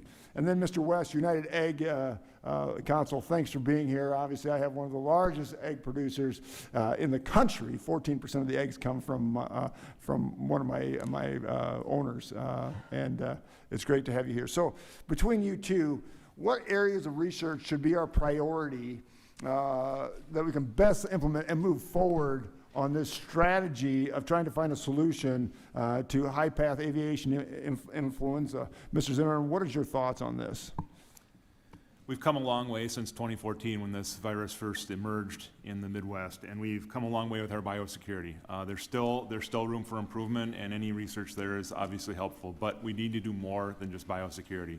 So as we look towards a vaccination program, we need to research how that could be rolled out, because obviously we're not going to be able to jab every bird out there. It's just not possible. But what birds should we protect first? I mean, egg layers maybe our breeding stock, but we have to have those discussions of how a vaccine could be implemented, and then we also have to address the trade issues, obviously, to make that happen. Is that going to be the big issue? That trade issue concerns me a lot. So you start vaccinating, it's different than egg layers, but for turkeys, is this going to be a big issue for you? It can be a big issue. We have to weigh how many birds are we depopulating versus how large our export markets are, and we're at that point. So we really need to look into how we can vaccinate and not harm trade. In 2014, we know the CVOs got together and discussed this issue and alleviated a lot of the trade concerns. So we would hope that in the future we can have those discussions so we can start concentrating and looking at vaccine, because honestly, I think that's our path forward. Yeah, I agree. I had a couple of turkey farms get hit in Buena Vista County and Sac County and stuff like that. We've got to get our arms around this. We can't continue to euthanize and indemnify. I mean, we've got to find solutions, and I appreciate that. Mr. West, we've had a lot of discussions on this topic. Worried. What is your thoughts? What can we do to move forward? What is the solution here? Well, there's a lot of solutions, and there needs to be research at every level of this virus. I spoke in my testimony about a working industry group working with the USDA and working through some of these issues. Chief among them for our industry is when and where do we vaccinate the birds? At what age? In what facility? Do we do it at a hatchery? Do we do it in a brooder house where we take a day-old baby chick and raise her to 16 to 17 to 18 weeks? Do we do it there? We do not want to do it in a lay house. It would be operationally nearly impossible. That's right, it would. Yep. Ms. Stevermer, what is your thought? I mean, I'm worried about it getting into hog. Obviously, we're worried about African swine fever. But where do you see this moving forward, and how can we all work together and find a solution here? I would just say it goes back to our three-legged animal health stool that we talk about, the importance of the labs that are doing the diagnostic work, the surveillance that we have in place there, and also our biosecurity. So it's upon all of us as an industry, as livestock industries, to be in communication with each other. I know our staff veterinarians are on those calls on High Path and making sure that our lab capacity is there and that we have the science and innovation to work on vaccines. Thank you. Thank you. Thanks for your testimonies. Thank you, and I yield back. Thank you. The chair recognizes the gentleman from New York, Mr. Riley, for 5 minutes. Thank you, Mr. Chairman. Appreciate it. I want to follow up on what my colleague was talking about with bird flu. It's very, very concerning for a lot of reasons. We just had a bird flu outbreak in Ulster County in my district in January. We had another one in Delaware County just last week. And of course, we've seen what's been happening with egg prices. Mr. West, I wanted to ask you this question. I share your concerns about the damage this virus is causing, and I agree with colleagues on both sides of the aisle that we really got to get it under control. I'm an original co-sponsor of a bipartisan bill that Congressman Costa and others are leading, the Healthy Poultry Assistance Indemnification Act. And my understanding is under current law, farmers will get compensated if they have to depopulate a farm where bird flu is found, but that the folks who are in the surrounding control areas also have to take measures, but they don't get compensated. And so our bill would allow them to be compensated for the economic impacts that they face. I know that this bill is supported by the American Farm Bureau Federation, the National Chicken Council, and the United Egg Producers. And I was just hoping you could take a couple minutes to make the case for folks here why this bill is so important. Well, the control zone in each neighborhood, let me describe the process. When there's an avian influenza case, there's a circle around that farm. It can be 5 kilometers, it can be 10 kilometers, and permitting needs to be done through those areas. If you have a like poultry farm in that area, you would have to do increased testing. You would have to jump through a few different hoops to get your products moved.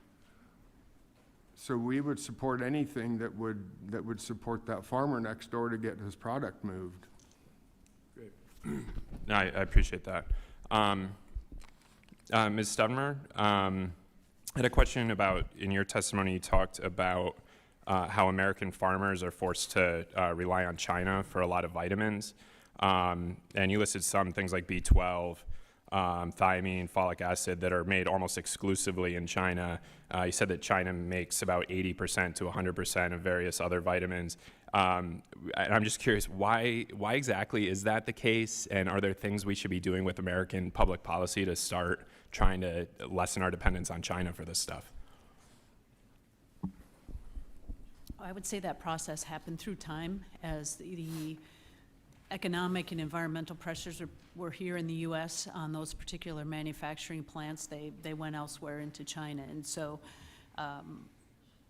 I don't have a specific answer. If there were any plants that were going to be built, it's going to take time to get those built and permitting for that to happen. So I think in the meantime, once again, keeping in mind that they come from China, many of those trace minerals and amino acids, and continue to have that thought in mind when we have conversations on a relationship with China. Yeah. So, but there's not like some sort of structural or scientific or technical reason we're depending on China for this stuff. Like we could, if we put our minds to it and made the investments, we could scientifically we could probably do this here in America. Is that your sense? Correct. Yeah. Correct, okay. yes.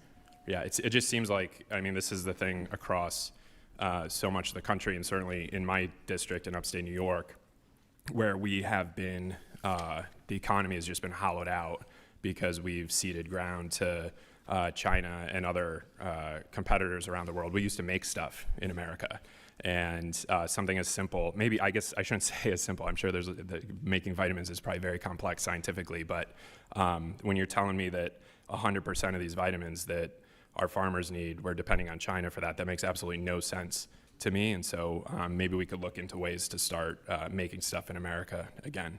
I'll yield back the balance of my time, Mr. Chairman.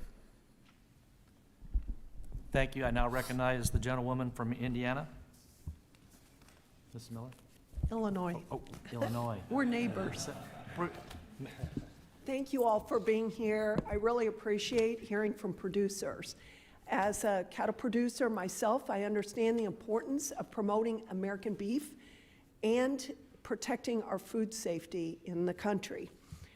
I am concerned that other countries don't live up to the standards that United States has for, say, raising cattle.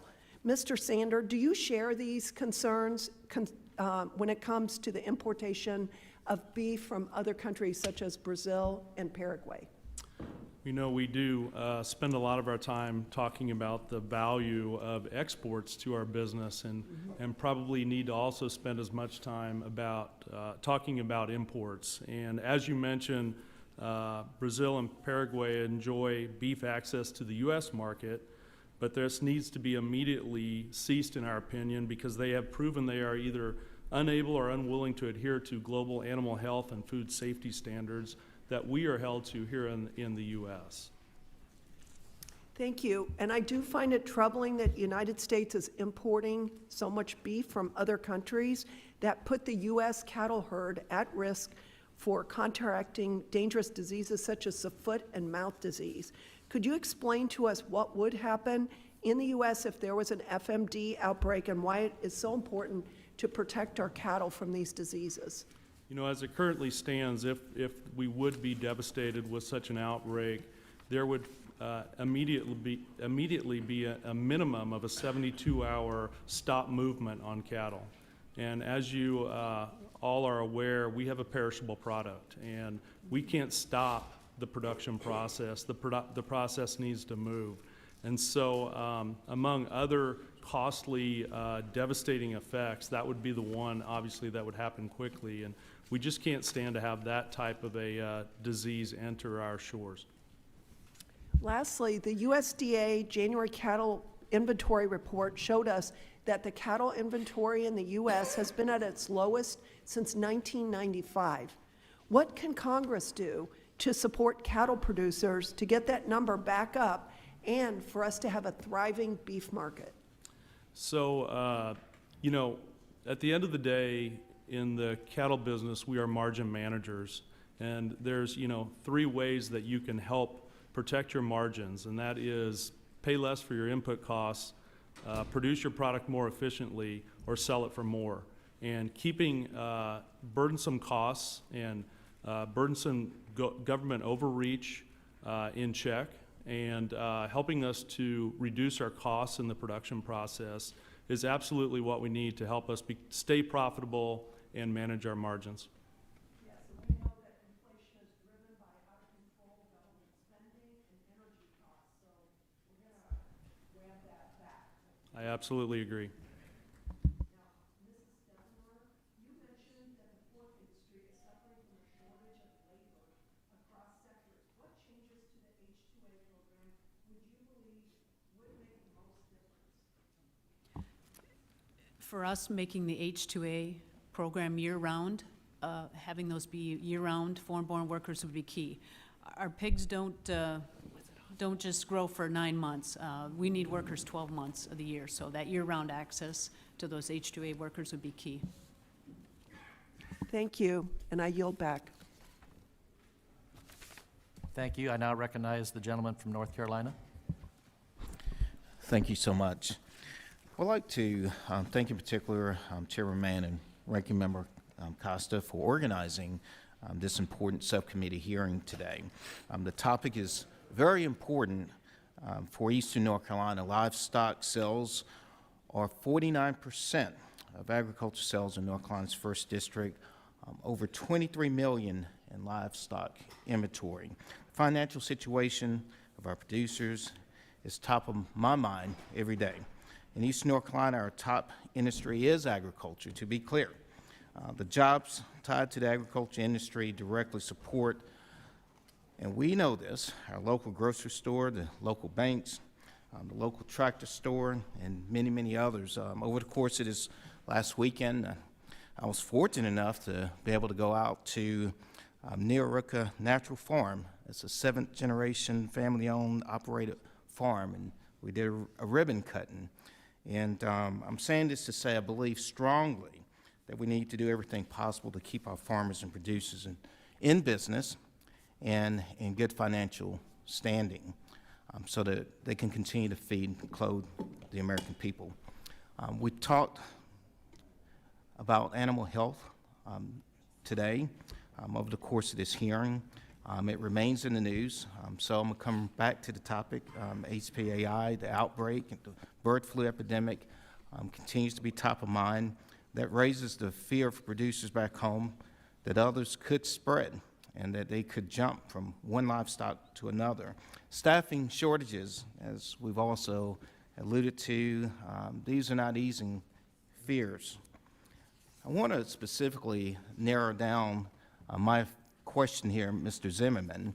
USDA Secretary Rollins recently announced USDA's HPAI strategy, and turkey seems to not be included. And I would like to know, how has the turkey industry been affected, and what would inclusion mean? Well, thank you. We hope it was just an oversight. Obviously, the price of eggs is in the spotlight now, so we hope that turkey will be included in the future. Turkeys are a more long-lived bird, and so they have more time to be exposed to the virus. So our industry as a whole, on a percentage, and nothing to denigrate the damage to the egg industry, but we've been hit really hard, and we were some of the first to be hit in the previous outbreak in 2014 and 2015. So we just want it to be included, and I think the major point is that we need to treat this as a virus, not as a specific species. This is in dairy cattle, it's in cats, it's in mice, it's in chickens, it's in ducks, and so that any solution to this virus needs to be holistic in approach and include all of us, so we can all, be rid of this terrible virus. Thank you so much. I'm going to see how we can do with the last 2 minutes of my time here. I would love to hear from all of the witnesses, if you can just keep it like to a sentence, a one-liner that could capture what concerns, if any, do you have about the impact of a potential retaliatory tariffs? Whichever way you want to start. I'll start. We import a lot of our baby turkeys and our eggs from Canada. So obviously imports rising, and then Mexico is our largest trading partner. Obviously that's a great concern that we, in a time where we're in a very stressful time, we can't afford to lose those exports and have our import prices increase. I would say our farmers are very concerned with the retaliatory tariff. We went through a longest period of unprofitability, lost average of $30 a head. We're starting to make a little bit of money now. Any type of retaliatory tariff that disrupts that market affects our profitability, and that's concerning. Very negligible amount of product moves across our borders. We don't import or export many eggs at all, so this will have little impact on the egg industry. The commodity prices that are so low this year and last is in large part due to the last trade war. Our largest customers were impacted during that trade war, and they looked for alternative markets. And in 2024, we had an average crop, but we lost our average market. And so our commodity prices tanked because of this. It does have an impact, and it has a long-range impact, because our customers have built ports, rail, and other distribution networks to purchase their products from our competitors. We obviously are aware of the tariffs, and as this administration works to negotiate equitable trade agreements, we would hope that they also look at possible other export opportunities for our product as well. Well, thank you for getting through that line of questioning. 17 seconds over. Y'all are just as good as members of Congress. I yield back. Thank you. Now recognize the gentleman from Minnesota for 5 minutes. Thank you, Mr. Chairman, and I'd also like to thank Chairman Mann for holding this important hearing today, and thank you to the witnesses for taking time to be here with us. Southern Minnesota is a top region for livestock production, and as I stated earlier, we are a pork powerhouse, and we're very proud of that. It's an honor to represent the hardworking men and women who put high-quality, nutritious protein on our tables. With that being said, Ms. Stevermer, Prop 12, it's wreaked havoc on the marketplace, and it's hurt small and medium-sized producers. The fallout will only lead to increased consolidation, as the largest producers are better equipped to conform to its arbitrary and unscientific requirements. In simple terms, can you explain to the committee why it's completely backwards to think Prop 12 is anything but detrimental to production agriculture? Well, first of all, I want to thank Chairman Thompson for his work on language with Prop 12.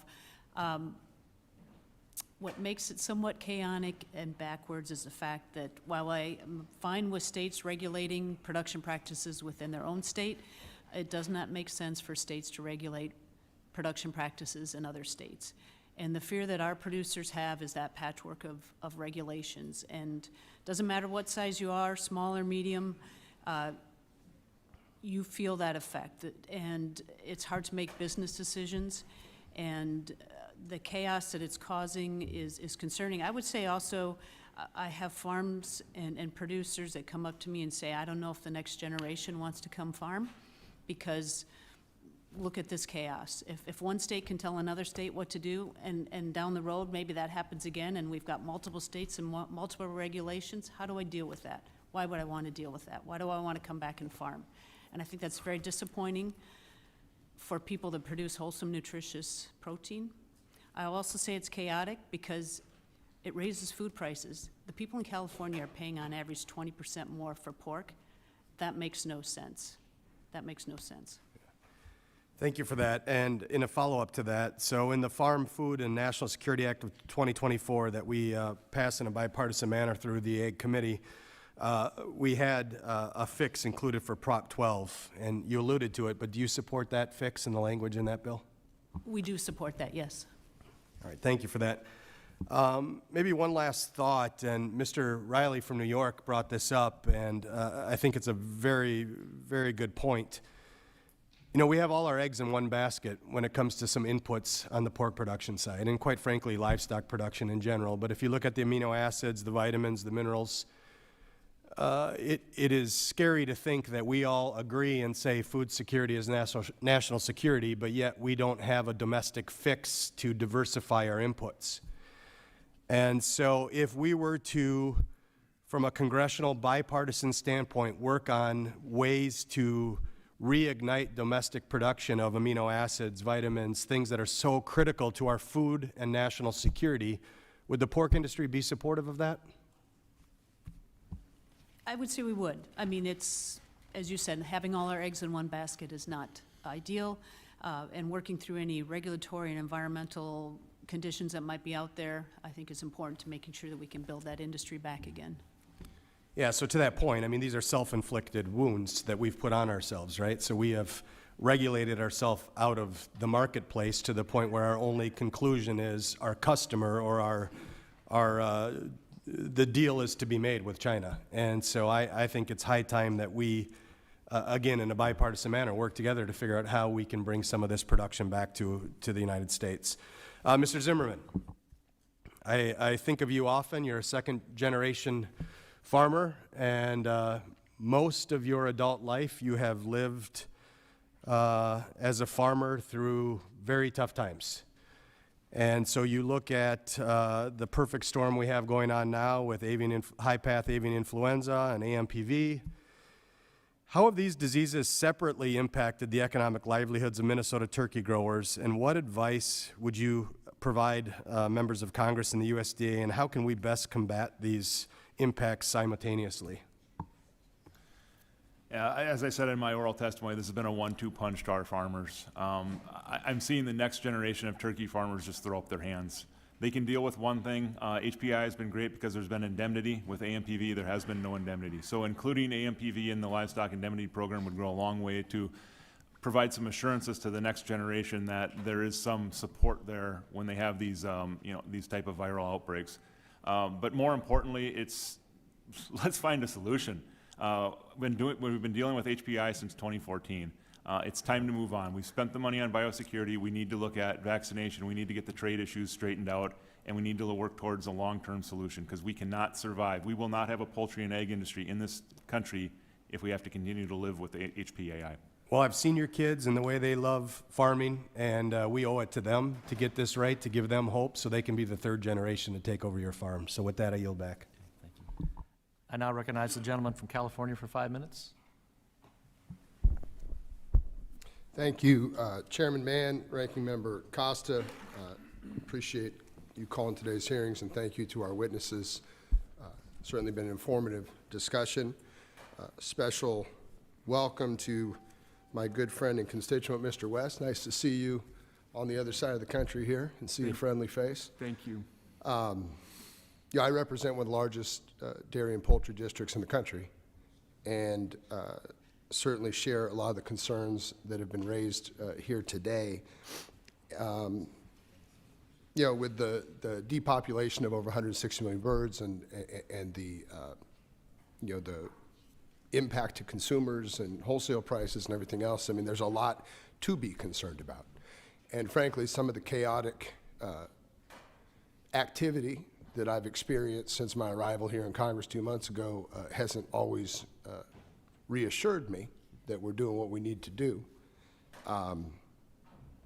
Having said that, I certainly think, the $100 million funding that Secretary Rollins has announced and is moving forward with is the bright spot in this. And Mr. West, you and I have talked about extensively the importance of the vaccination strategy, right? I'm hoping, well, I'm just curious if you could lay out for us what you think, how those funds can best be utilized, and what we can do as members of this committee and members of Congress to best utilize our time to support those efforts and make sure that that we do have an effective response strategy, because like I said, certainly a lot to be concerned about. So if you could walk me through your thoughts on the best use of those funds and how we can best support that. Absolutely. Thank you for the question.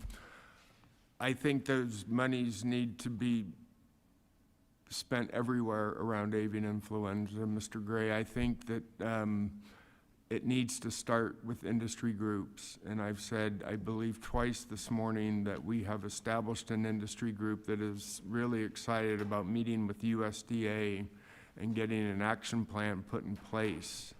We need to be looking at things like monitoring out there in the field. We need to look at test results. We need to manage processes on the ground that we don't have guidance for at this point.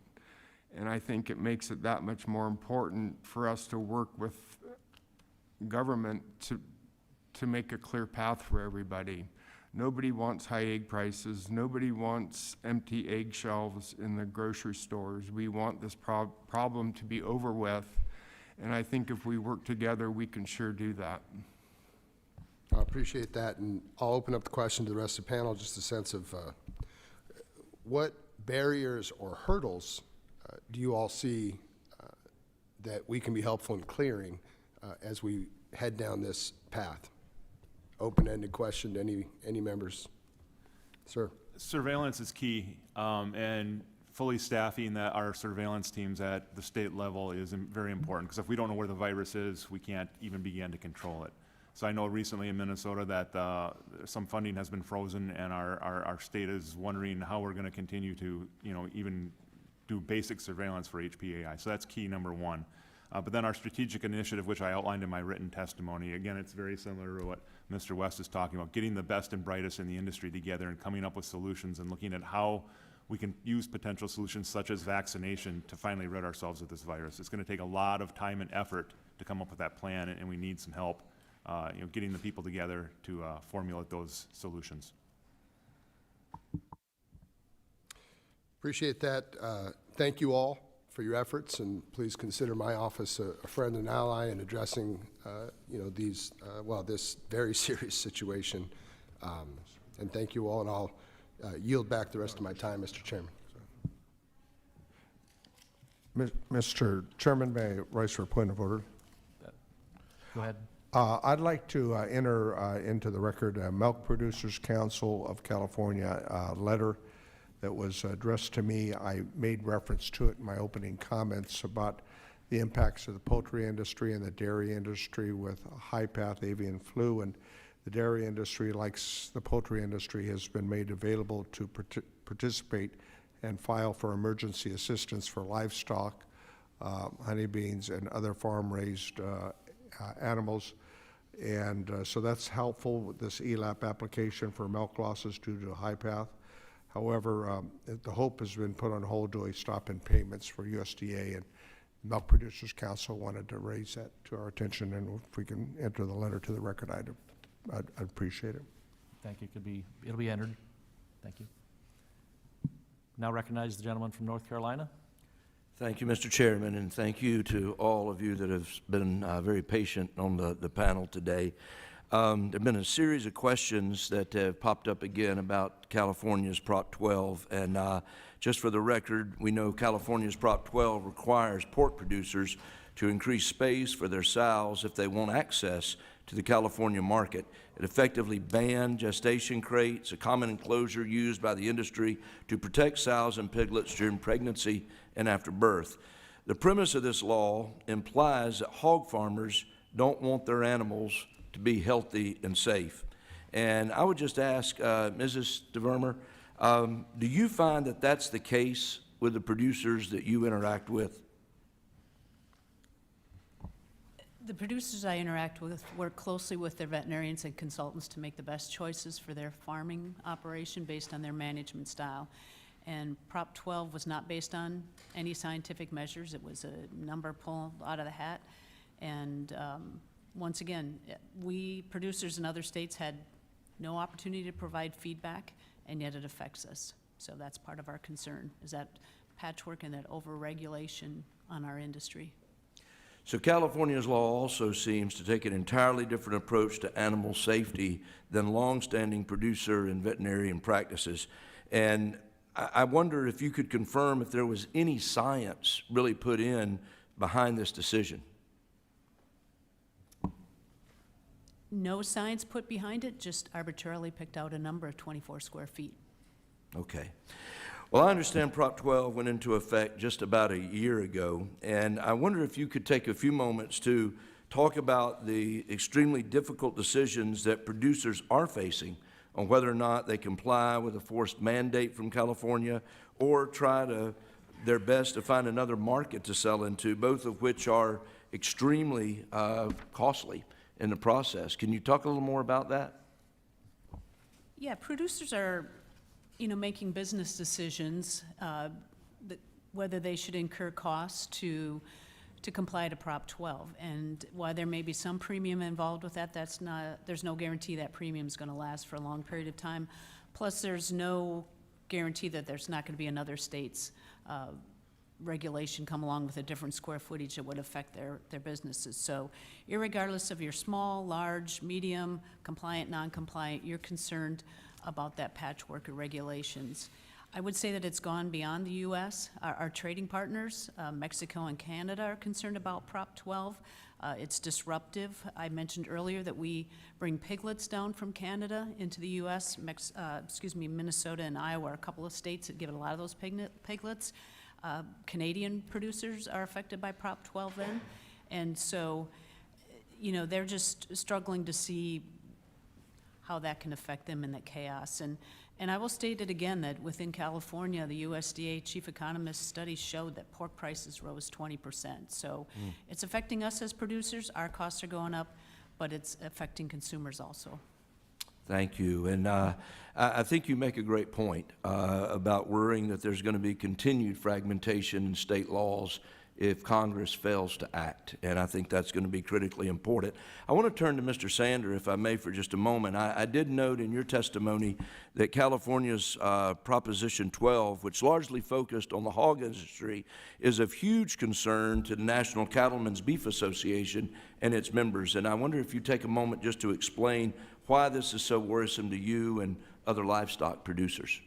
Thank you for the question. It becomes concerning for us when a state that produces less than 1% of the domestic hog production in the U.S. starts dictating animal husbandry practices to the rest of the country. We believe in the cattle industry that, I personally have spent the last 50 years, I'm not that old, but I started really young, learning how to do a good job of raising livestock and animal handling and animal husbandry practices. And we are literally the original stewards of the land and of the animals, and we believe that those decisions need to be made with us, not just one state. Well, thank you very much. And Chairman, with that, I'll yield back balance of my time. Thank you. I now recognize the gentleman from New Mexico. Thank you, Mr. Chairman. Thank you, Ranking Member. I appreciate the ability to wave on to today's subcommittee hearing. I represent New Mexico's 2nd District, the chili capital of the world.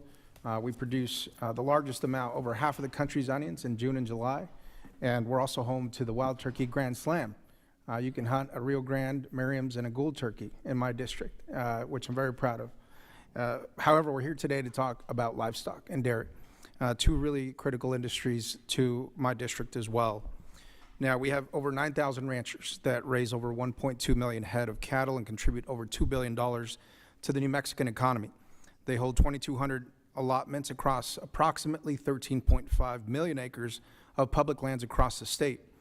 However, oftentimes, these ranchers are confronted with unnecessary bureaucratic hurdles that hinder their ability to do their jobs efficiently. That's why I'm proud to have introduced the bipartisan Ranching Without Red Tape Act, which would cut through excessive regulatory delays and provide ranchers with the flexibility that they need to make simple but critical improvements on their federal leases. So my question is to Mr. Sander. Mr. Sander, can you give me a few examples of range improvements that would trigger a lease renegotiation? Yeah, thank you for the question. You know, as I said, our operations are in Kansas, so we don't graze many federal lands, but we do buy from a lot of folks in the West that you know, graze over more than 60% of the herd grazes federal lands, and you know, the ranches who manage those permits, as I said earlier, are some of the original stewards of this land, and they know how to take care of land. They're, you know, responsible for maintaining water troughs, pipelines, and fences are really good examples of that for you. Thank you, Mr. Sander, and I completely agree with you, and that's why I believe my legislation is so important. And it makes common sense to cut through that red tape and cut through that regulation and not have to renegotiate a lease with the BLM or another federal land management agency. Is this something that you'd commit to working with me to help pass this legislation? Absolutely. Thank you so much. It's also important to emphasize that this bill is not about shortcuts or sacrificing environmental oversight. However, there is another bill I want to get to before my time expires today. Also another bipartisan bill I've introduced called the Grazing for Wildfire Management Act with Mr. LaMalfa. We know that well-managed grazing plays a crucial role in wildfire mitigation by reducing fuel loads. The Grazing for Wildlife Management Act would make it easier for ranchers to access public lands to reduce some of those fuels and prevent catastrophic wildfires like those in New Mexico, two of the largest that we've seen in just the last year alone. Mr. Sander, from your perspective, how would targeted grazing in these areas of increased fuel loads both contribute to wildfire prevention, overall land health, and help ranchers? Yeah, again, we've learned a lot over the years, over many years, of how the symbiotic relationship between grazing cattle and the environment can work amazingly well at helping to not only reduce the undergrowth and the fuel that's there for fires, but also slow down the flames in the process if and when a fire does ignite. We are 100% supportive of this initiative as well. Thank you so much, Mr. Sander. And look, one of the things I appreciate about serving on this committee is that we get to work with our colleagues on common sense legislation that we hope eventually makes it into a viable farm bill as a vehicle to get this passed. And so I'm looking forward to working with my Republican colleagues on both of these initiatives, and certainly anticipate and look forward to the support from the livestock industry, cattle growers in my state who also support both of these pieces of legislation as well, and that supports livelihoods in rural communities. Now, I look forward to continuing this important work. Thank you all so much for being here today, and I look forward to having further discussions in full committee for both of these bills. Thank you, Mr. Chairman. I yield back. Thank you. I'll now recognize myself for 5 minutes. Thank you all for sharing your time and insight into this committee. Obviously, avian flu is top of mind for many members of the subcommittee here today. I'm encouraged by Secretary Rollins' timely response to the issue, and with Indiana being the 4th largest producer of turkeys in America, I'm hopeful the USDA avian flu response will expand to support our turkey farmers. Mr. Zimmerman, American farmers are the most efficient turkey producers in the world, but in your testimony you mentioned that pressures like animal disease are pushing them out of business. What policies can Congress consider to keep our turkey farmers on the map, and is the primacy of American turkey production at risk if Congress does not prioritize these issues? Thank you. Specifically concerning AMPV, including that in the Livestock Indemnity Program, we're going to go a long way to adding certainty to our industry. One of the major concerns I hear from younger growers right now is they aren't able to get financing because their bankers don't know how they can survive with losing 30, 40, 50% of their flocks. So providing that certainty that there is a backstop to these losses would be a godsend to our industry. outside of that, just certainty in our high-path avian and influenza response. As I mentioned, staffing to make sure that we are actively surveilling for this virus, and that I'm very thankful that USD now has a very concrete plan to move forward, and we do hope that turkey is also included in that plan. But just that provides a lot of hope to our growers that maybe there's some light at the end of this tunnel, because God knows we can't survive doing the same old thing we've been doing for the last 10 years. Thank you. Recently, egg prices have been all over the news. Egg prices are high and are an anomaly in Indiana. But at one state in particular that has grown used to high food prices. Since passing Prop 12, residents of California have been subject to historically high cost of protein, and now Californians are unable to cushion themselves from the impact of supply shortages. But this state initiative has trickle-down effects impacting farmers in my district 2,000 miles away. Mrs. Stevermer, if Congress fails to include a solution to Prop 12 in the upcoming Farm Bill, what implications will there be for our farmers and the purchasing power of consumers and the integrity of our food supply, especially under strains like animal disease? If we don't address Prop 12 and the patchwork of regulations is allowed to continue across the country. So one state puts in a regulation that's slightly different from the next one, and now all of a sudden we as an industry are trying to market our pigs and raise our pigs to a variety of regulations. It will be chaos. And as I mentioned before, the next generation looks at that and says, I don't want to be part of that. And so we will lose a generation of farmers. And consumers will have to pay more for their food prices. Thank you.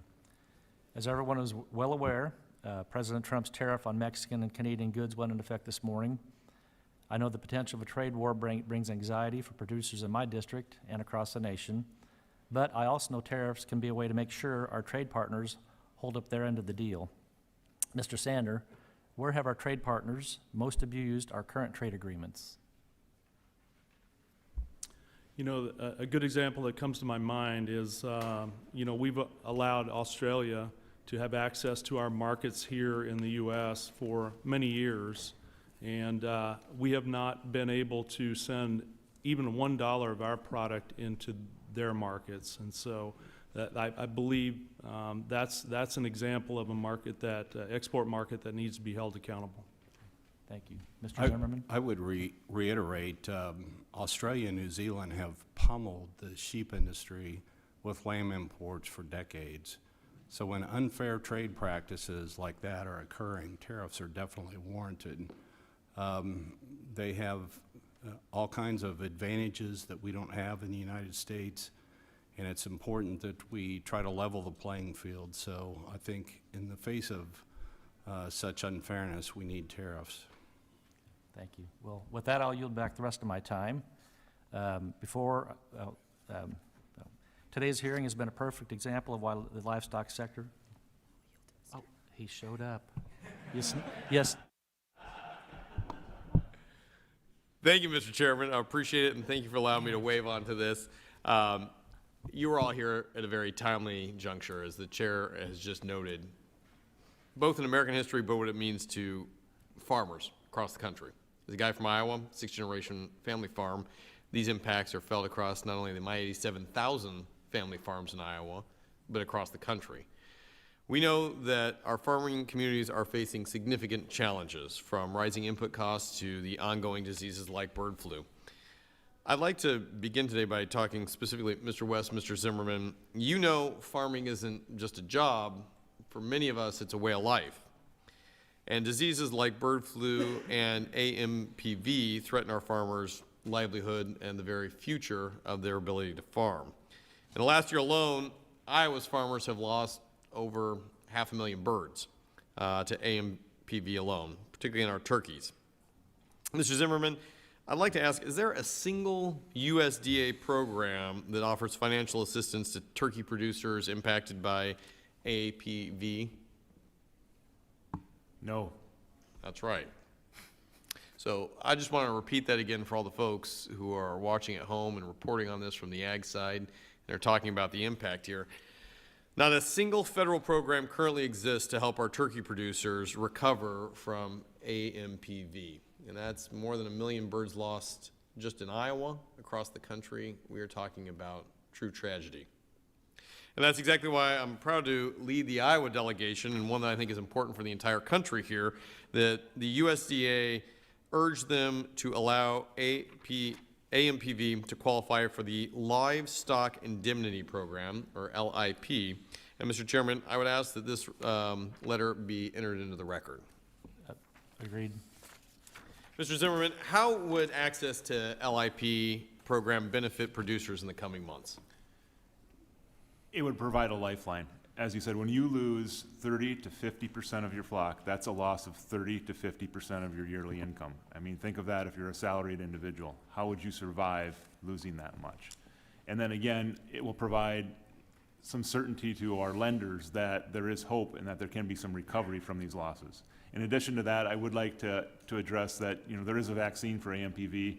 We are starting to see that now, but the process that it took over a year for us to get that approved needs to be reevaluated, because this isn't the only animal disease we're going to have in the future, and there's going to be vaccines that need to come into this country, and they need to become, need to be regulated and safe, but it should not take over a year for us to have access to the tools we need to protect our flocks. And I would agree with you on that. It's not even just a family losing half of their income. Imagine a family farm or a hometown community that sees half of its income wiped out. The ripple-on effect here is huge. And you're absolutely right. This isn't just in the turkey sector, but removing the regulation to be able to get, the vaccines needed to the front lines, it's not just in AMPV, it's also in bird flu. Mr. West, I know you have worked on this with the prices of eggs nearly doubling, something that, my colleagues on the other side of the aisle maybe didn't care about 6 months ago. Now it's all they can talk about. But the reality here is that a lot of this is being driven directly by bird flu, driving up costs, both at the supermarket, but on my breakfast table when I'm trying to feed 6 kids. I want to check with you on this. How are farmers' access to critical vaccines prevented by the spread of bird flu, while at the same time, if we could get these flu out here, not only would we help keep more flocks, we'd help drive down costs for consumers?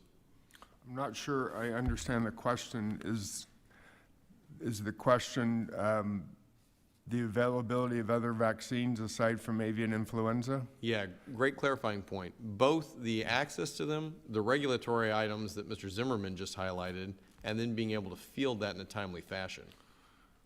We have had zero issues with vaccinations and vaccine to have inventory on our farms to this point. I can't speak to what's going to happen in the future, but the vaccines that we need and use are readily available at the moment. Would you consider them critical for the success that you've seen in fighting bird flu? Absolutely. Would you like to see that model replicated when it comes to fighting things like AMPV for turkeys? Yes. I would like to see avian influenza vaccine implemented and put into place and put into execution. I would agree with you, and I think that there's a good pathway that you've highlighted here. Thank you, Mr. Chair. With that, I think we can all see the importance of the government getting to work on this to help communities in need while this is ongoing. With that, I yield my time. Thank you. Today's hearing has been a perfect example of why the livestock sector is so important. As mentioned earlier, agriculture is incredibly interconnected. From the producer to the feedlot and from the harvest facility to the distributor, every role is important to delivering protein to the market and to our consumers. To our witnesses, thank you for being here today. We've heard you loud and clear, from supporting the three-legged stool to pushing back on unscientific salmonella framework to providing support to producers impacted by the avian flu and expanding our markets for American animal protein exports. We have our work cut out for us. I look forward to working with all of you in the livestock issues that are so important to America, and as we reauthorize one of the strongest farm bills yet. Under the rules of the committee's hearing, it will remain open for 10 calendar days to receive additional material and supplemental responses from the witnesses to any questions posted by a member. This hearing of the Subcommittee on Livestock, Dairy, and Poultry is now adjourned.